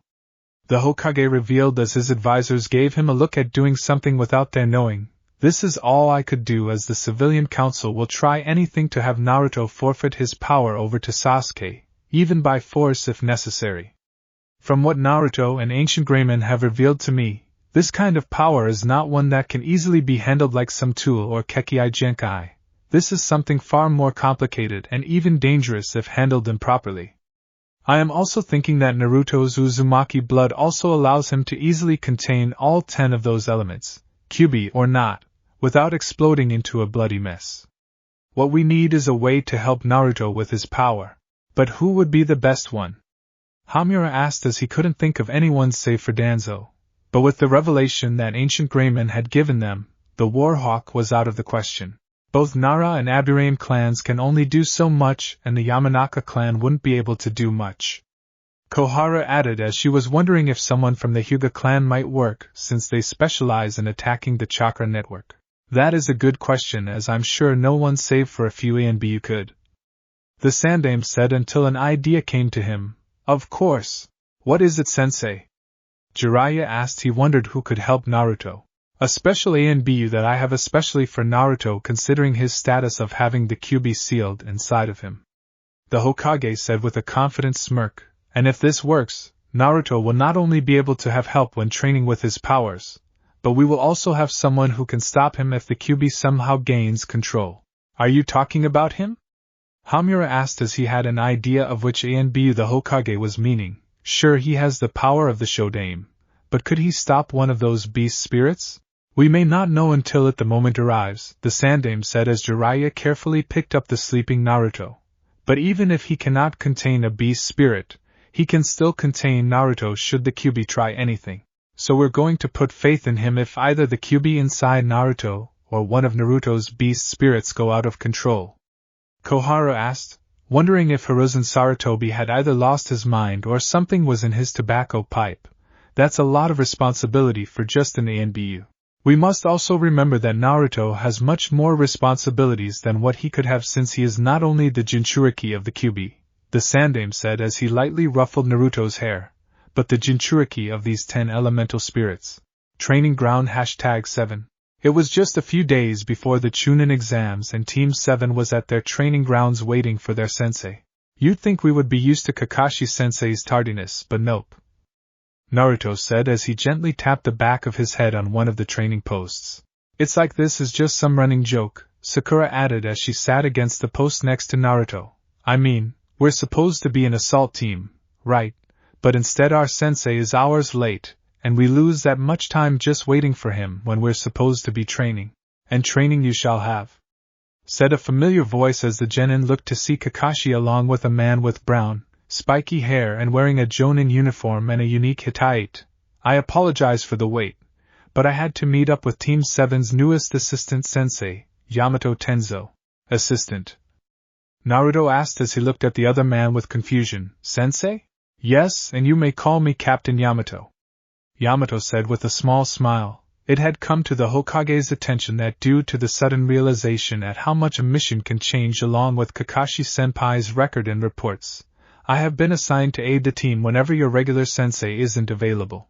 So you'll be our substitute sensei? Sakura asked as she received a nod from the latest addition. If you look at it that way, then yes. Yamato answered as he looked at the 3 students before him. Even though the Chunin exams are very close, I believe that we should do some evaluation and train on your weakest areas as you will be facing some challenging opponents, including not only your fellow Konoha shinobi but each other as well. Will Agumon be entering the Chunin exams? Sasuke asked with fire in his eyes. Guess he's a bit more obsessive than what I had been told of. Yamato thought as he had already learned about each of the genin of Team 7, hopefully Kakashi-senpai, and I can find a way to break that. I don't know about that, Yamato said with a look of deep thought on his face. I have never met nor heard of Agumon, but from what I can tell is that they have really no reason to enter the Chunin exams unless they think they're sure that their clan member would be here. I've read the reports and from how it sounds, both Agumon and Ranamon could be as strong as full-fledged Jonin if not a high-ranked Chunin, and with Burning Grayman's power, Agumon might even be stronger than a Kage. They have no reason save for searching for their lost clan. Hearing Sasuke's growl, Yamato then said, I believe that introductions are over and it's time that we begin our assessment of Team 7. I'll be facing the 3 of you at the same time, and all you have to do is just fight me with everything you got. I'll study your skills first before learning what would benefit each of your unique styles so that they might have a better chance with the Chunin exams. I'll also learn more about you 3 while letting you know more about me as well. I'll leave them in your hands then, Yamato. Kakashi said as he leaned against a tree and pulled out his favorite book. Just let me know when you're done, okay? Why are you always like that, Kakashi-senpai? Yamato asked as he lightly shook his head before facing each of his students and got into a fighting stance. Each of the genin got ready for the signal while planning on what they would do and how they would handle the latest addition. Gonna have to rely on my own power on this one, Naruto thought as he couldn't help but think that Yamato's face was odd. Hajime! Yamato roared out as Sasuke and Sakura jumped back while Naruto dashed forwards towards him. The man easily dodged the tackle before dashing towards the duo with a smirk on his face. Sasuke soon charged with a kick ready, but missed as Yamato ducked and went in for an attack of his own. Sasuke jumped back before Sakura jumped in order to try and lay a haymaker, only for Yamato to sidestep and give the Rosetta countering throw towards a charging Naruto. Their taijutsu could use some work, Yamato noted as he blocked a few attacks from Sasuke before having to block attacks from Naruto, but there is room to improve. We're not getting anywhere with just the 3 of us, Naruto said as a smirk soon formed on his face. Time to even the odds. Shadow Clone Jutsu. Plumes of smoke erupted to reveal multiple Narutos itching for a fight before the squadron of Narutos then rushed towards the assistant sensei in a mob of orange and yellow. Not a bad use for the Shadow Clone Jutsu, Yamato as he held his ground, but you really shouldn't reveal your jutsus to the enemy. Doing so would give your opponent an advantage along with a means to counter. The man then began a chain of countering each attack thrown at him, while also having to keep track of the real Naruto when he jumped in. Yamato did have to admit that with the sheer number of shadow clones combined with a reckless brawler style of fighting can be trouble since each clone was actually a solid clone, and the numbers alone makes tracking the real Naruto difficult to the untrained eye. It was basically fighting a mob and having to rely on your own fighting skills and pray that you can hold out long enough to handle a good majority of the mob. Wind style, said a familiar voice, causing the Jonin to look and see one of the Narutos right under him with a fist ready to strike. Great breakthrough. Yamato quickly crossed his arms to block a majority of the attack as the force was enough to send him a few feet into the air. With a flip in the air, Yamato was able to land outside the mob before having to block an attack from Sasuke and Sakura. The man was able to toss Sakura to the side and towards the mob of Narutos before he had to block a high kick from Sasuke. Using his Sharingan, Sasuke quickly jumped back with a flip before going into a series of seals. Fire style, fireball jutsu. Sasuke called out as he launched a ball of fire towards his opponent.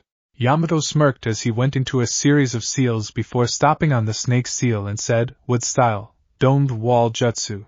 Much to the surprise of everyone, large pieces of wood erupted from the ground and formed a dome-like shield in front of Yamato just in time to block the ball of fire. What the hell? Sasuke thought as the dome only had a few burn marks on its surface. What kind of jutsu is that? Is that? Sakura thought as she had recognized this type of jutsu from her studies, the Shodame's Mokuton? Naruto was completely stunned at the sight, unaware of the Kyuubi's discomfort towards the man. So you're revealing that to them? Kakashi thought as he wasn't expecting Yamato to reveal his Mokuton so soon. I know this is to help Naruto, but why reveal it now? Snapping out of his stupor, Naruto looked at Sakura and asked, what was that, Sakura? That's the Mokuton Kekkai Genkai, the Rosette answered as Sasuke continued his assault on the assistant Jonin. It allows the person to create and manipulate trees. The Shodame used this very Kekkai Genkai to create Konohagakure. What I don't understand is how he is able to have it. Naruto sent his clones to aid Sasuke before he turned to Sakura and asked, what do you mean? He's able to use it, so why would it be impossible for him to use it? Sakura watched as Yamato was able to create a clone out of wood before she said, from what I've studied, Kekkai Genkais can only be used by certain clans, like the Uchiha clan with their Sharingan. However, there are Kekkai Genkai that can be implanted onto someone outside of that clan, which would explain how Kakashi-sensei possesses the Sharingan in his left eye. That's not Kakashi-sensei's real left eye. But there are Kekkai Genkais that cannot easily be transplanted so easily, much like the Mokuton, as that only belongs to the Senju clan, the very clan that the Shodame, Hashirama Senju, is from. So how is he able to use it? Naruto asked as the number of shadow clones was dwindling down pretty fast. That's something I'd like to know as well, Sakura answered as she saw the last of Naruto's shadow clones vanish in a plume of smoke. But we can try and find that out later as Sasuke needs our help. Naruto nodded with a serious tone on his face before he created a few more clones. Sakura smirked as she saw a perfect opportunity to try and subdue their opponent. Yamato and his clone were able to prove more than a match for Sasuke. But that changed when 5 Narutos jumped in and went to fighting the 2 Yamatos while another Naruto went to help Sasuke onto his feet. I'm alright. The Uchiha growled out, roughly wrenching his arm out of his teammate's hands. Get away from me. Sheesh. Naruto thought as he stepped away from the raven-haired boy. After what we've been through, you'd think he'd be a bit more appreciative. He just needs to let some steam out, Ancient Volcaman said as he crossed his arms, probably feeling the pressure of the upcoming exams. Naruto let out a mental hum as he was sure that wasn't just it considering how Sasuke acted since the mission in Nami. He didn't want to admit it to anyone save for possibly Ancient Greymon, but Naruto had been feeling some negative vibes from Sasuke and it made him uncomfortable about having distrusting thoughts about his own teammates after they had gone through so much. Sensing something in his mind, Naruto blinked to see his last shadow clone vanish as Yamato and his wood clone stood confidently. You should always concentrate on everything around you, said one Yamato as he smirked confidently, or else the fight will already be over before you realize it. The other Yamato said as he suddenly appeared behind Naruto and somehow captured him in wooden bindings that seemed to have been made out of his arms. Crap! Naruto cried out as he then tried to wrench himself out of the bindings. Let go of me. Hang in there, Naruto! Sakura called out as she rushed towards the 2 Yamatos. The original Yamato dashed towards Sakura and gave her a swift sidekick to the stomach, only for it to go right through her. A clone jutsu! Yamato thought as the ground behind his clone to reveal Sakura wielding a kunai. Let my friend go! The Rosette cried out as she stabbed Yamato's clone in the neck with her kunai.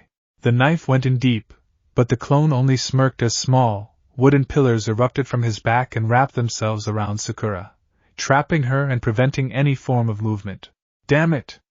Sakura said as she found herself trapped. Sorry, Naruto. I thought I could take on his clone with a surprise attack. Least you tried. Naruto said as he soon found his legs bound as the real Yamato had soon captured Sasuke in wooden bindings. Alright, good effort, team. Yamato said as he and his clone let the genin go. I'm kind of surprised with how far you've gone. Now to go over what I've learned. The assistant sensei looked at Naruto as he then said, Naruto, I am personally surprised that a genin such as yourself is able to create so many clones, let alone the shadow clones which are solid, and then combine the sheer number of them with a reckless fighting style along with how you use the confusion to slip in that wind jutsu. However, your flaw is that you also rush recklessly, and you reveal your plans by letting them know what jutsu you're throwing at them. Yamato then looked at Sasuke as he continued, Sasuke, you do show your growth with how well you've handled the fight and used your Sharingan to an advantage. Your flaw is that you've allowed yourself to become driven before the fight, and while it does help provide a reason for victory, you could end up letting your mind become clouded, which can also affect your fighting. I'd also like you to not rely on the Sharingan too much, as you may find yourself against an opponent that could counter your Sharingan, or not even be affected. Could there really be someone like that? Naruto asked in confusion. It's possible, as I remember facing blind opponents who are unaffected by genjutsus that target the eyes. Yamato said as he noted the Uchiha's upper lip twitch in agitation. There is also a possibility that there are those who have heard of the Sharingan's abilities and developed methods of countering it. Now then, Yamato then said as he looked at Sakura, Sakura, you displayed great skill and knowledge along with the ability to act in conjunction with your teammates. Your flaw is that you haven't conditioned your body enough to do some damage to your foes. You do display great chakra control, but I do not believe that full direct combat would be perfect for you. Then what should I do, Captain Yamato? Sakura asked as she was slightly disheartened. I suggest either studying up on medical jutsus or adding genjutsus to your repertoire. Yamato answered with a slight smile on his face. Those two paths will allow you to better support your team by either tending to their wounds or giving them cover behind illusions. I'll see if I can find books on first aid or a few genjutsus for you to learn and practice. This caused Sakura's spirits to be lifted as Kakashi closed his book and said, I believe that we should take a short break before we begin any form of training. Meet back here in half an hour. The three genin nodded and were about to leave when Yamato placed a hand on Naruto's shoulder and said, I'd like to have a word with Naruto here, but you both can go on ahead. Sakura nodded before noting the sharp look in Sasuke's eye and slightly placed a gentle hand on the Uchiha's shoulder. Taking the signal to leave, Sasuke followed Sakura off the field, leaving Naruto and the two jonin the only ones of the field. After seeing the duo leave, Yamato then looked at Naruto and said, I believe it's time that Kakashi-senpai and I reveal the real reason as to why I'm here. Yamato is here to help you with a couple of things, Kakashi said as he stood next to his colleague, but first off, he does know about you-know-what. The Kyuubi? Naruto asked as both jonin nodded. I have also been informed about the legendary warriors, Yamato added, getting a surprised look from the blonde. But I have agreed to keep it a secret as I'm actually here to help you with the beast spirits. What do you mean? Naruto asked as he was confused at what the man could do. You already know that I have the ability to use Mokuton, Yamato said with a serious tone in his voice. But what you don't know is that this ability can actually subdue the Kyuubi with this power. Really? Naruto said with surprise in his voice. Yes. Kakashi said as he then added, the Hokage believes that there is a slight possibility that Yamato could also use this ability to subdue any of the beast spirits that decide to take control. Could it really be possible? Naruto asked as this could mean that he could finally train in using their power. We really won't know until we try, Yamato said before a cringed look appeared on his face. But there's a problem. With how close the Chunin exams are and how we have ninjas from visiting villages, we can't risk the possibility of the Mokuton being unable to contain you if the beast spirit takes control and harming innocent bystanders or visitors from those villages. So until then, we will have to wait until the right moment to test this theory. Right.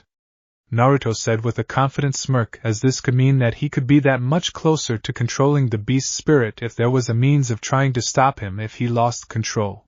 Alright, Kakashi said with an eye smile. Go and enjoy your break and be back here for today's training. Naruto nodded and rushed out of the training field with renewed vigor while Yamato looked at his colleague and asked, Do you really think that the Mokuton ability could really hold back something that could be as strong as a Bija? We may never know until the time comes, Kakashi answered with a hopeful tone. and from what I've saw when I met Burning Greymon, if Naruto isn't able to find a way to handle any of the beast spirits, then he may never be able to reach his full potential if he runs out of control and endanger others. Yes, but there is also one other possibility, Yamato added with a grim tone, the Kyuubi. You think that the Kyuubi could also affect Naruto's capability of handling the best spirits? Kakashi asked before receiving a nod from his colleague. Yeah. Yamato answered with an absolute serious tone.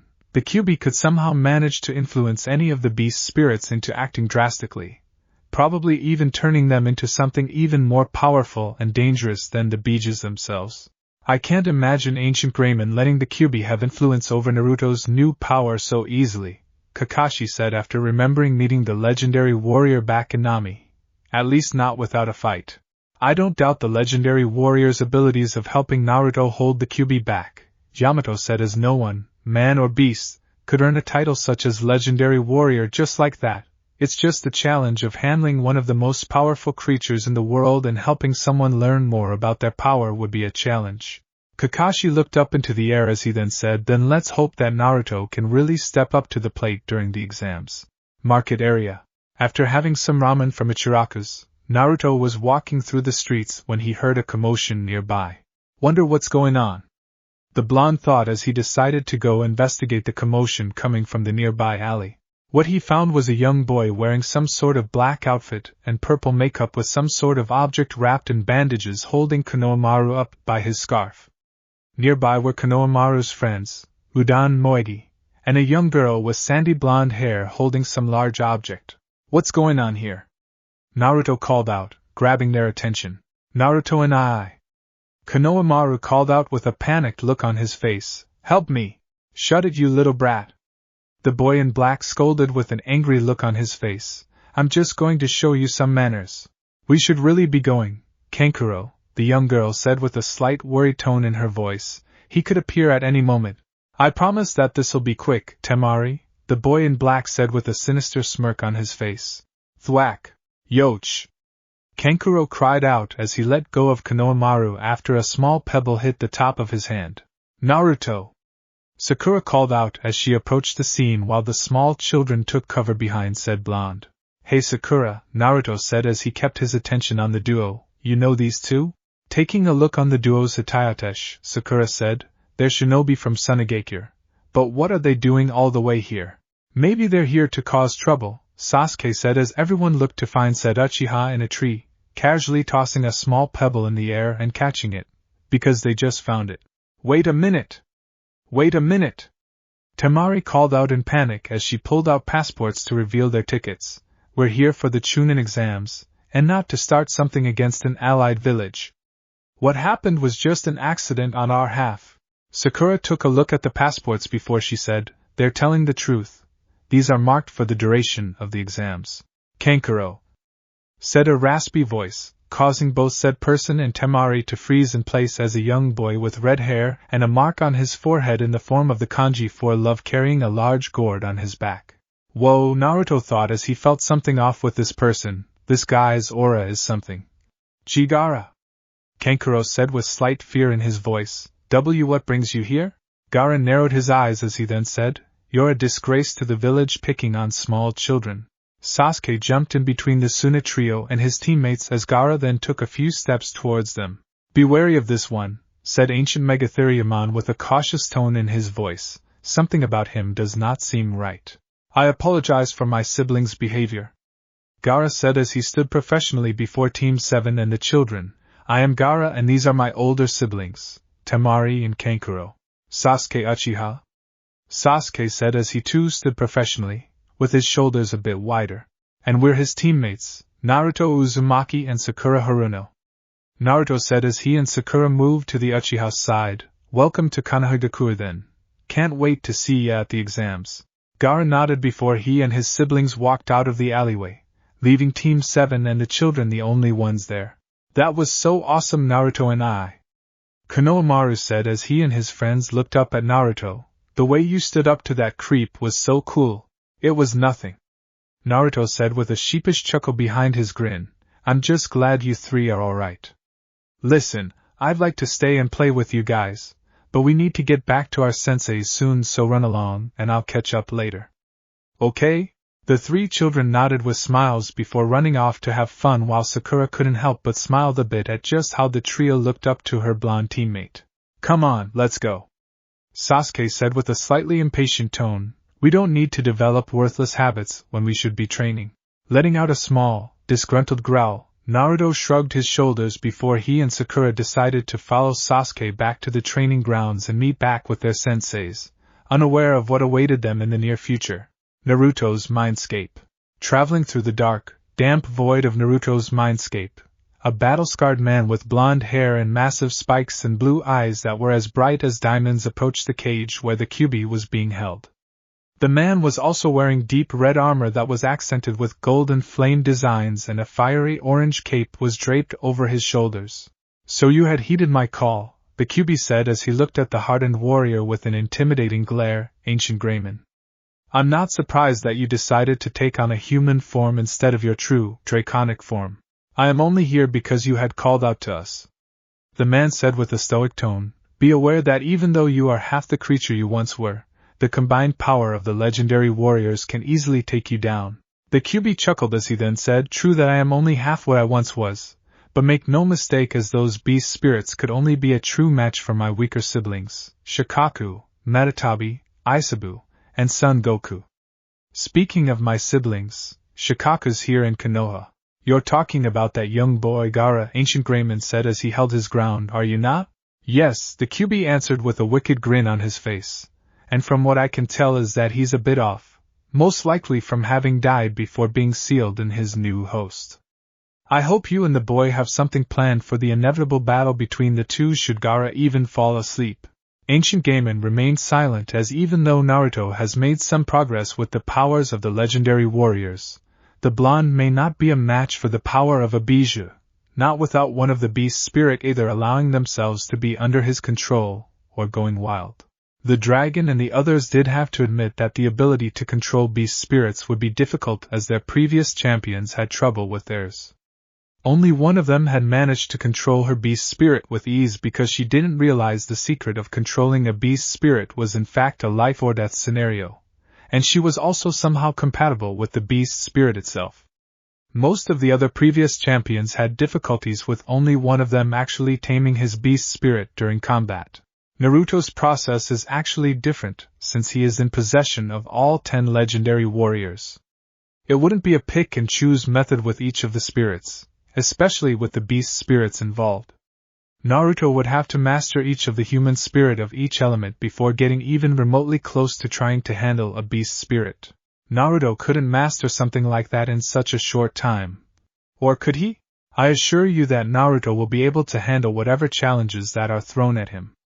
Ancient Greyman said with a confident aura behind his voice. After all, I have never seen anyone more determined than that boy. More like stubborn and idiotic to me. The Kyuubi said with an annoyed tone in his voice, I believe I have taken enough of your time, so move along so I can take my nap, not like there's anything else to do in here. Ancient Greyman scowled a bit as the demonic fox turned around and lay down nonchalantly. I promise that my son will be able to handle our powers, Ancient Greyman said with a fire of determination shining brightly in his eyes, and he will become what this world needs, a hero. Shinobi Academy. Naruto, Sasuke, and Sakura had made it to the academy where they had to partake for the Chunin exams. Even though they had only trained with Captain Yamato for a few days, Team 7 had become slightly stronger thanks to the assistant sensei. You guys ready? Naruto asked with a confident smirk, as he then saw the looks of confidence on his teammates. Then let's rock. The team traveled inside until they saw a group of Chunin hopefuls gathered in front of a door that was blocked by 2 young men. Hey, let us through, one hopeful said with a growl in his voice. You can't do this. Another hopeful protested in anger. Sasuke was about to say something until Naruto covered the Uchiha's mouth and whispered, X-nay on the Anjutsuga. The less competition we have, the better chances of a promotion. Before the Uchiha could do anything, his blonde teammate led him towards the stairs with Sakura following. So someone saw through our little trick, one of the guys at the room door thought with a hidden smirk. There might be hope for some of these kids yet. Once Team 7 has made it far enough away from the other hopefuls, Naruto let go of Sasuke as, "Pow! What the hell?" Naruto said as he rubbed his slowly bruising eye until Sasuke roughly grabbed him by his jacket. "Never do that again," the Uchiha growled out before roughly dropping his teammate onto the floor. "Duly noted," Naruto said as he looked to find a familiar face standing before them. "You really should treat your teammates better," said Lee as he observed the group until he saw Sakura. "Who is this weirdo?" the Rosette thought as the oddly dressed boy took a few steps towards them. "Are you Sakura Haruno?" Lee asked before said girl gave him a confirming nod. "Then I must ask if you could be my girlfriend." "No way, you creep!" the Rosette roared out with a look of angered disgust. Lee hung his head in defeat before he saw Sasuke Uchiha and asked, "You are Sasuke Uchiha, correct?" "I am," said person answered with a stern look on his face. "What do you want?" "I wish to have a small spar with you," Lee answered, much to Naruto's and Sakura's shock. "I don't think I accept," Sasuke said as he interrupted Naruto. "This will be over quickly." Sasuke and Lee then walked to opposite ends of the training area before getting into their battle stances. "Go Sasuke-kun!" Sakura cheered as she and Naruto stood at the sidelines. "Don't forget that we don't have a lot of time for this," the blonde called out, much to Sasuke's annoyance. "I thank you for having this quick spar with me," Lee said as he held his stance. "Hopefully I can become strong enough to defeat my rivals, and even though I had only met him once, I would count Lobomon as one of my rivals." This caught both Naruto's and Sasuke's attention for different reasons. He considers Lobomon a rival? Naruto thought in surprise as even though he had gotten better with using the latest additions of his power, he hadn't really sparred with anyone save for himself. "I'm kind of honored about that." "Lobomon?" Sasuke thought as he narrowed his eyes, "must be another fool like Agunimon, unworthy of the power they possess." Before another idea could come to mind, Sasuke suddenly dashed towards Lee while said opponent remained still. The Uchiha then went in for a punch straight for the young boy, but he missed when Lee suddenly vanished out of nowhere. "What the?" Sasuke said as he looked for his opponent until something had alerted him about something behind him. The Uchiha quickly ducked before seeing Lee go into a kick and went to block the attack until he saw his opponent make a motion with his free hand. "He's going to use a jutsu," Sasuke thought in slight panic until, pow! Sasuke was launched a few yards after receiving a powerful kick from Lee. How did he get through Sasuke's guard? Naruto asked in surprise at what had happened. What did that guy do? What was that?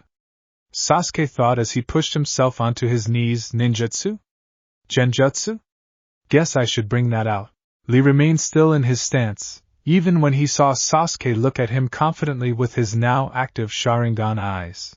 So, the young boy thought as he kept his focus on his opponent, he brings out the Sharingan. Time to see if I can get past this legendary Kekkei Genkai. Sasuke then charged towards Lee as he tried to read his opponent's possible movements.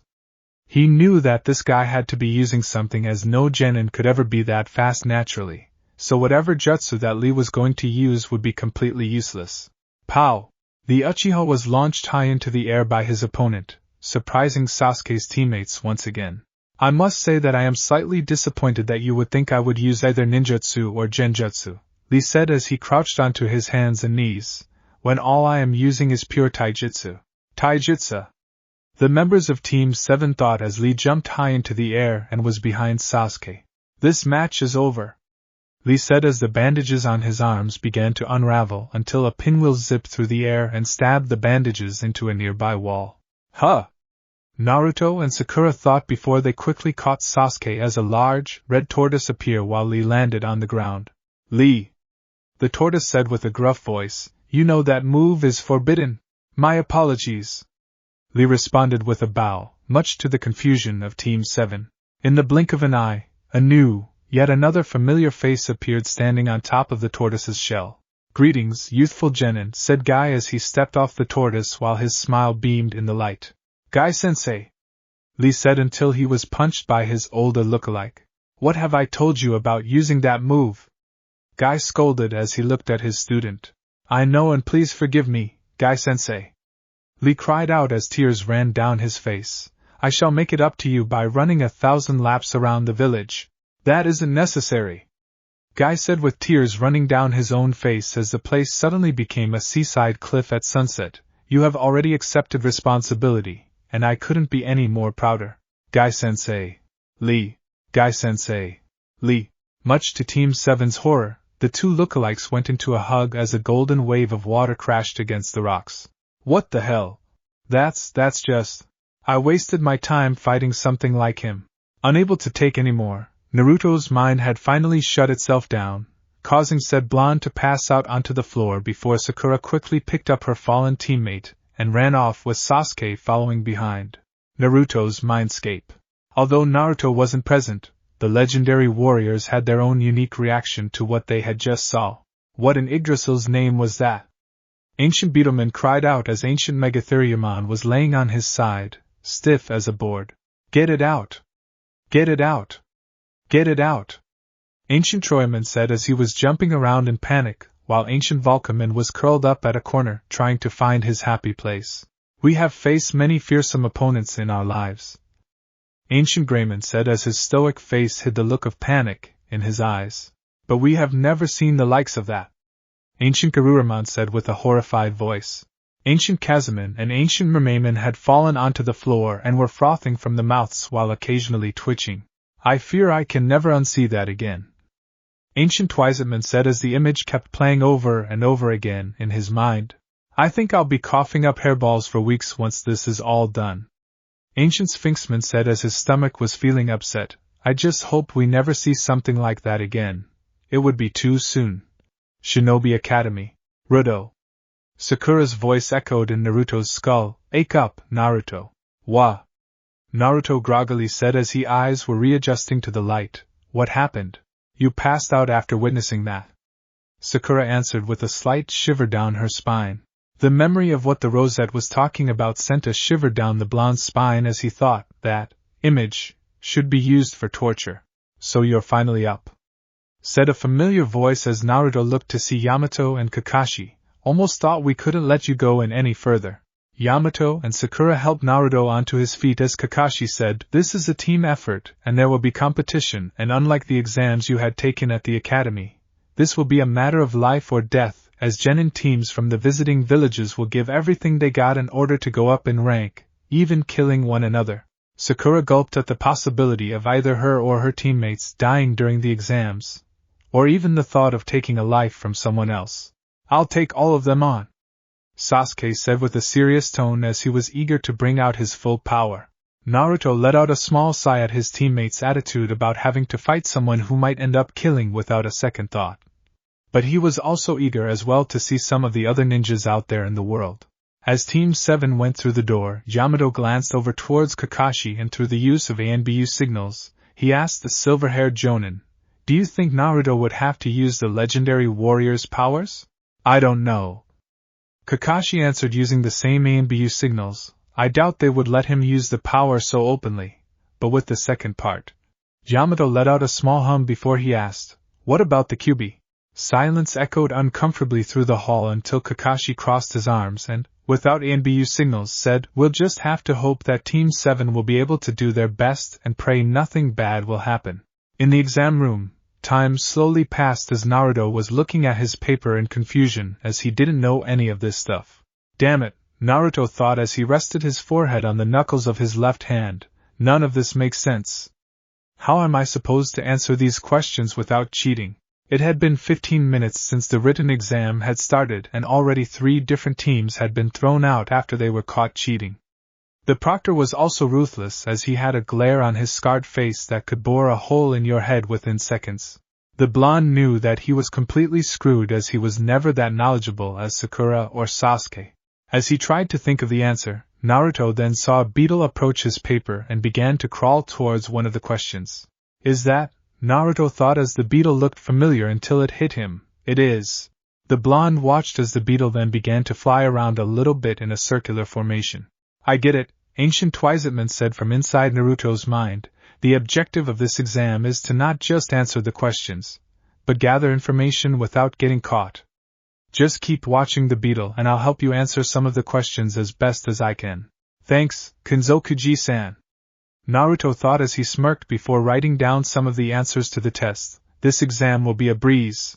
However, Ancient Grayman said as he saw a couple of teams getting kicked out of the room, this part will most likely be the only time that we will help you. What do you mean? Naruto asked as he answered another question with the help of Shino's beetle. For the rest of the exams, Naruto, Ancient Megatheriumon grimly said, you will not be allowed access to our power. It took a lot of willpower for Naruto to contain his outburst as the blonde then thought, what? Why? Because we wished to see how much you yourself had grown thanks to our help. Ancient Sphinxman said stoically, our power is but an extension of your own, one that you cannot rely on all the time. But don't worry, kid, Ancient Volcaman said, we'll only let you borrow our power in extreme danger since I doubt the Chunin exams will be this easy. Naruto nodded to himself as even though he won't be able to use their full powers, he still had the legendary warriors on his side. Jonin Lounge. Kakashi, Yamato, and some of the other Konoha Jonin were sitting on some of the couches within the lounge. So how do you think they're doing? Kurenai asked as she looked at the others. The written part shouldn't be too difficult for them. I don't think so. Yamato answered grimly as he crossed his arms. The first proctor Zabiki, a well-known name in the torture interrogation division. He's not going to go lightly on them. And then there's the second proctor, Kakashi added as he was reading his favorite book, Anko Mitarashi, another well-known name in TI. Two of Konoha's feared torturers handling genin? Said a black-haired, bearded jonin smoking a cigarette. Kami only knows who's proctoring the fights. Do you doubt your students, Asuma? Guy asked the bearded jonin. It's not that I doubt my team, Asuma said as he flicked a few ashes into the ashtray on the coffee table. It's just that Ibiki is known to be brutal when it comes to mental interrogation, while Anko can be sadistic with her methods. Can't argue with you there, Kurenai said as she had been Anko's closest friend. Guy took a drink of sake before he asked, so have any of you met Lobomon or any of his friends? Kakashi and Kurenai stole quick hidden glances at each other as Asuma asked, I don't know who this Lobomon character is, but is he something like Kumaman? I remember Hinata mentioning Kumaman during training some time ago. Kurenai said as the image of burning Grayman was in the back of her mind. A snow-white bear had given her and Sakura quite a scare that day on their picnic with Ino. I couldn't get Ino to be quiet as she kept saying how cute Kumaman was and how she wanted to keep cuddled up next to him. Asuma said as he placed a hand on his temple, sort of made me wish that she would just talk about Sasuke instead of a summon animal. You know. Guy said as he brought a hand to his chin in a thoughtful manner. I remember seeing Sasuke one day training and perfecting some fire jutsus while mentioning Agunimon and burning Grayman. Kept saying something about having power that rightfully belongs to him. Kakashi let out a sigh as he said, I was hoping that Sasuke would have kept quiet about those two, but we have met up with Agunimon, a powerful warrior that can manipulate fire to his will. So Agunimon's the very embodiment of fire? Guy asked as he and Asuma were both shocked. What of burning Grayman? Silence echoed through the lounge until Kurenai said, Burning Grayman is also Agunimon, but at a more wild and uncontrollable level. When we first met Burning Grayman, he was proven to be a match for Zabuza Momochi. Kakashi said as Guy and Asuma let their jaws drop at the revelation. If Zabuza's assistant hadn't jumped in when he did, who knows what could have happened? You mean? Asuma asked as he snuffed out his fallen cigarette. He's that powerful? Yes. Kakashi said as he closed his book and looked at his colleague. Last I have seen Agunimon was when he had left, promising that the next time that we meet, Burning Grayman will be under his control. Such a promise.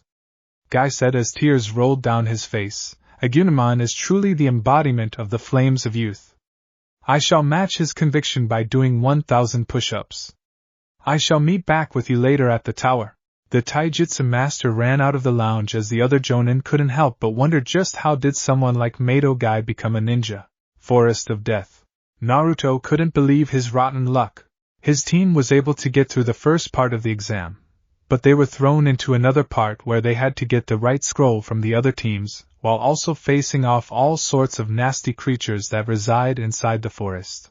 Who freaking ambushing a guy when he's taking a piss? Naruto shouted out as he was able to get a kunai from his pouch and cut the rope loose. Only for a giant snake to rush by and swallow him effortlessly. Seriously? Naruto screamed out as he was traveling through the snake's insides before he formed a seal, I know they said only for emergencies, but I consider getting digested by a snake a huge emergency.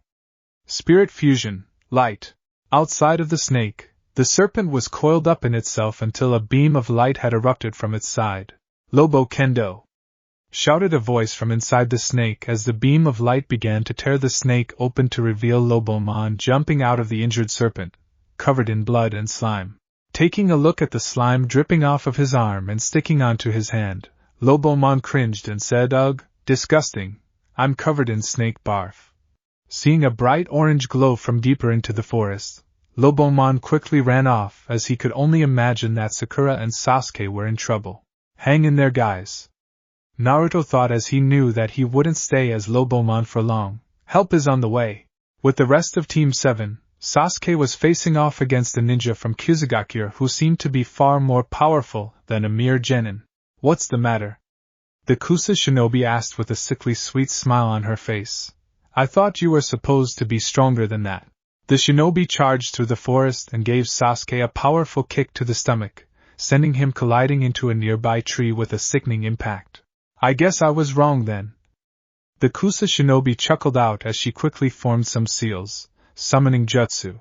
A large plume of smoke erupted from the Kunoichi's palm as a giant snake sprung from the smoke and charged towards the stunned Uchiha. Is this it?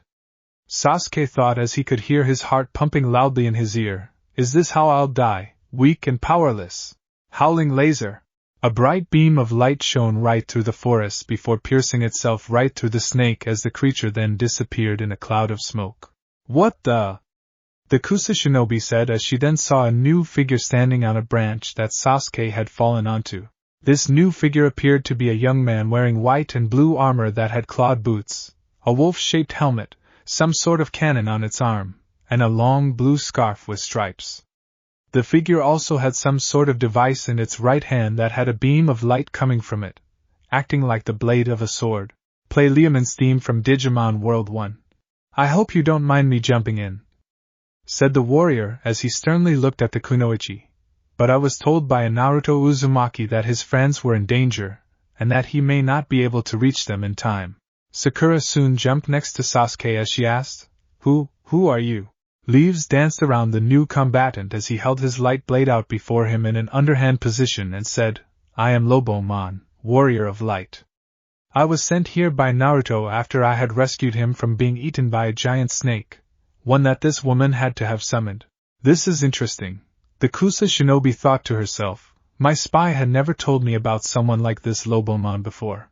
With a smirk on her face, the Kusa shinobi charged towards Lobomon in blinding speed before giving the warrior a swift kick towards the head. Get back! Lobomon said as he quickly blocked the attack with his arm before jumping away with the Kunoichi following him. Sakura jumped away in time as she saw the Kusa Kunoichi quickly vanish before giving Lobomon a quick right hook into his face. So fast! Lobomon thought as he quickly countered with a kick, but missed as the Kunoichi swiftly dodged and countered with a kick that Lobomon had just barely blocked. She's as fast as Lee. Sensing another attack coming at him, the warrior of light quickly swung his beam sword and severed the Kunoichi's hand off. You're quite fast, said the Kusa Kunoichi before her entire body turned into a puddle of brown goop. What the dash? Lobomon said until he was kicked in the jaw by the Kunoichi, who had both of her hands, causing him to slide back from the force. But your speed pales compared to mine, the Kunoichi said as she saw the warrior of light shake the cobwebs out of his head. She's right, Naruto thought until an idea formed in his head. Time to try a different tactic. You may have speed on your side, Lobomon said as he placed his hands into a familiar seal, but I have some tricks up my sleeves. Shadow Clone Jutsu. Both members of Team 7 and the Kusa shinobi looked on in shock as more Lobomons appeared in plumes of smoke, each of them holding a beamed sword in either one or both hands. He knows the Shadow Clone Jutsu, Sakura thought as the original Lobomon gave his duplicates the order to attack. But isn't that Naruto's jutsu?